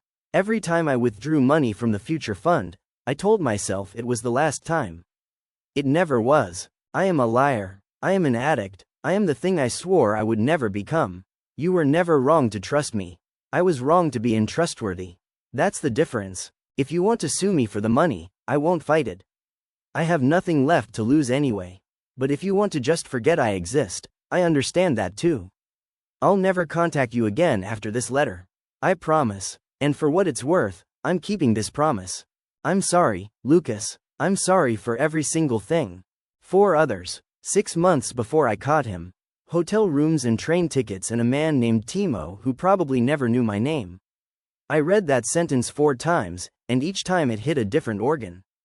First my stomach, then my chest, then my throat, then my eyes, which stayed dry because I think I'd finally run out of tears for Sander. I didn't reply. I didn't call the shelter. I didn't show the letter to Fleur. I folded it into a small square, put it in the back of my sock drawer, and went to the gym. I hit the punching bag for an hour. Then I went home, showered, and cooked myself a proper dinner for the first time in weeks, pasta with tomatoes and basil, the same meal I'd made for Sander on our first anniversary. I ate it alone at my tiny table, and it tasted like freedom. That was 5 weeks ago. I thought the story ended there. I was ready to let it end there. But last night, Fleur called me at 9 p.m. Her voice was strange, not scared, not angry, but something in between. Curious, maybe, or bewildered. Lucas, she said, I need you to promise me you'll stay calm. I'm always calm, I said, which was a lie. Bridget is in my driveway. My blood turned to ice water. What do you mean she's in your driveway? I mean she drove from Amsterdam to Den Bosch in her little blue Toyota, and she's standing next to it, and she's holding a manila envelope, and she's crying so hard I can see her shoulders shaking from my bedroom window. What do I do? I told Fleur to call the police. She said she couldn't because Bridget hadn't done anything wrong. She wasn't drunk, she wasn't pounding on the door, she was just standing there crying. Fleur is a practical woman, and practical women don't call the police on crying grandmothers. So she did the next best thing. She put on her coat, walked outside, and talked to her. I stayed on the phone. I heard the crunch of Fleur's boots on gravel. I heard the wind, and then I heard Brigitta's voice, high and thin and wrecked, saying, I just want to give him this. I'm not asking to see him. I'm not asking for anything. Please, just take the envelope to him. There was a long silence. Then Fleur said, give it to me. And then you need to leave. If you come back, I will call the police. Do you understand? Bridget must have nodded because I heard a car door open and close. Then an engine starting. Then Fleur's boots again, crunching back toward the house. She's gone, Fleur said. I have the envelope. It's thick. Do you want me to open it?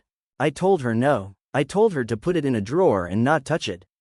I told her I'd drive to Den Bosch tomorrow and get it myself. Then I hung up and sat in the dark with Vim on my lap for an hour, trying to imagine what could possibly be in that envelope.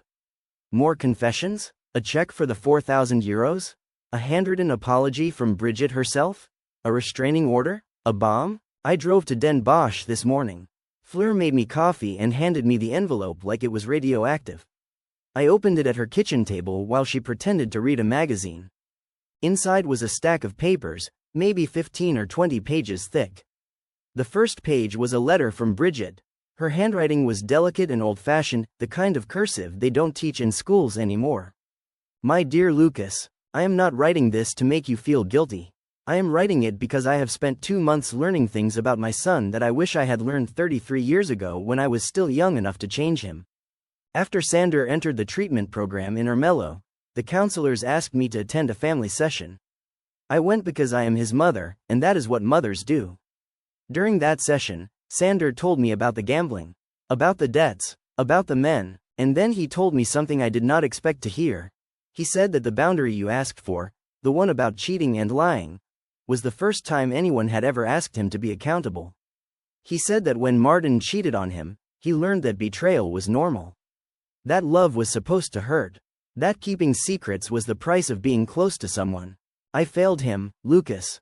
I failed him because when he was 16 years old and his father left us, I told him to be strong and not to cry. I told him that men don't fall apart. I taught him that vulnerability was weakness, and weakness was shameful, and shameful things should be hidden. He learned that lesson too well. He hid everything, the addiction, the affairs, the debt, because I taught him that exposure meant abandonment. I am not telling you this to excuse him. There is no excuse. He is a grown man who made choices, and those choices hurt you deeply. But I am telling you this because I want you to know that the envelope is not a plea. It is a receipt. Inside this envelope, you will find bank statements showing that I have withdrawn 4,000 euros from my retirement savings. I am giving it to you. Not as a loan, not as a bribe, as a repayment for the money my son stole from you. He doesn't know I'm doing this. He would be furious if he knew. But I am his mother, and I am the one who taught him that secrets were safer than truth. So I am the one who will clean up this mess. Take the money. Buy yourself a garden and a dog. Forgive Sander or don't forgive him. But please, please know that somewhere in this country, an old woman is learning how to tell the truth. It's not too late for me. I hope it's not too late for him either. With all the love I should have given you both sooner. Bridget. I flipped through the rest of the envelope. Bank statements, just like she said. A certified check for 4,000 euros, made out to me, dated 3 days ago. A photograph of Sander as a little boy, maybe 5 years old, sitting on a beach with a bucket and a smile so wide it looked like his face might split open. On the back of the photograph, Bridget had written, "This is who he was before he learned to be afraid. This is who I'm trying to find again." I sat at Fleur's kitchen table for a long time. The coffee went cold. The cat, Fleur has a fat orange tabby named Bart, jumped onto the table and sniffed the photograph. Fleur didn't say anything. She just put her hand on my shoulder and squeezed. I don't know what I'm going to do with the check. Part of me wants to cash it and put it toward a down payment on a house, a real house, with a garden, maybe in a town I've never visited with Sander. Part of me wants to return it to Bridget with a note saying that money can't buy back the years I lost. Part of me wants to tear it up and scatter the pieces in the canal behind my apartment, watch them float away like little white boats. But another part of me, the part that's been quiet since that Tuesday afternoon, wants to keep it. Not because I need the money, not because I deserve it, but because accepting it might be the only way to let Bridget forgive herself. And maybe, just maybe, forgiving an old woman who made mistakes is easier than forgiving the man who broke my heart. I haven't decided yet. I put the check in my sock drawer, next to Sander's letter. Vim watched me do it, his one eye blinking slowly, judgmental and content. Here's what I have learned in 2 months. Boundaries are not walls. They are doors. You build them to keep certain things out, betrayal, lies, the slow poison of someone else's shame. But you also build them so you can choose what to let back in. I let Sander in once. I won't do it again. But Bridget? She knocked. She didn't break the door down. She just knocked, and she left an envelope on the doorstep, and she drove away. I'm not ready to open the door for her. Not yet, maybe not ever, but I'm also not ready to nail it shut. So this is the final update. No more letters. No more late-night calls from Fleur. No more crying in the gym parking lot. I cashed the rent check from Mr. Hendricks. He recovered from pneumonia, by the way, and sent me a nice note apologizing for the delay. And I used part of it to buy a proper bed frame. I'm sleeping better now. Not great, but better. Vim has started sleeping on my feet, which is inconvenient but also somehow the most comforting thing I've ever experienced. I still think about Sander. Less often now, but when I do, it's not with longing. It's with a kind of distant sorrow, the way you feel when you hear about a natural disaster in a country you visited once. It happened, it was real, but you're not there anymore. If you're reading this and you're standing at your own door, trying to decide whether to walk through it or lock it forever, walk through. The other side is cold at first. It's lonely. There's a one-eyed cat who might bite your ankle. But there's also pasta with tomatoes and basil. There's string lights that flicker. There's the sound of your own footsteps, and for the first time in years, they're not echoing off someone else's walls. Thank you for listening. Thank you for the messages, the advice, the strangers who told me I wasn't crazy for walking away. I'm not going to delete this account, but I'm not going to check it every day either. I have a garden to plan, a dog to adopt, a life to live that doesn't include a man who crossed my one boundary. And Brigitta's check? I think I'm going to cash it. I think I'm going to put half toward a rescue dog and half into a savings account for a house in a town I've never visited with Sander. I think I'm going to send her a postcard when I move in. Just a postcard, no return address, just 2 words. Thank you. Some doors stay open a crack. That's not weakness. That's just being human. Goodbye, Reddit, and good luck to all of you still standing in your own hallways. The light on the other side is real. I promise.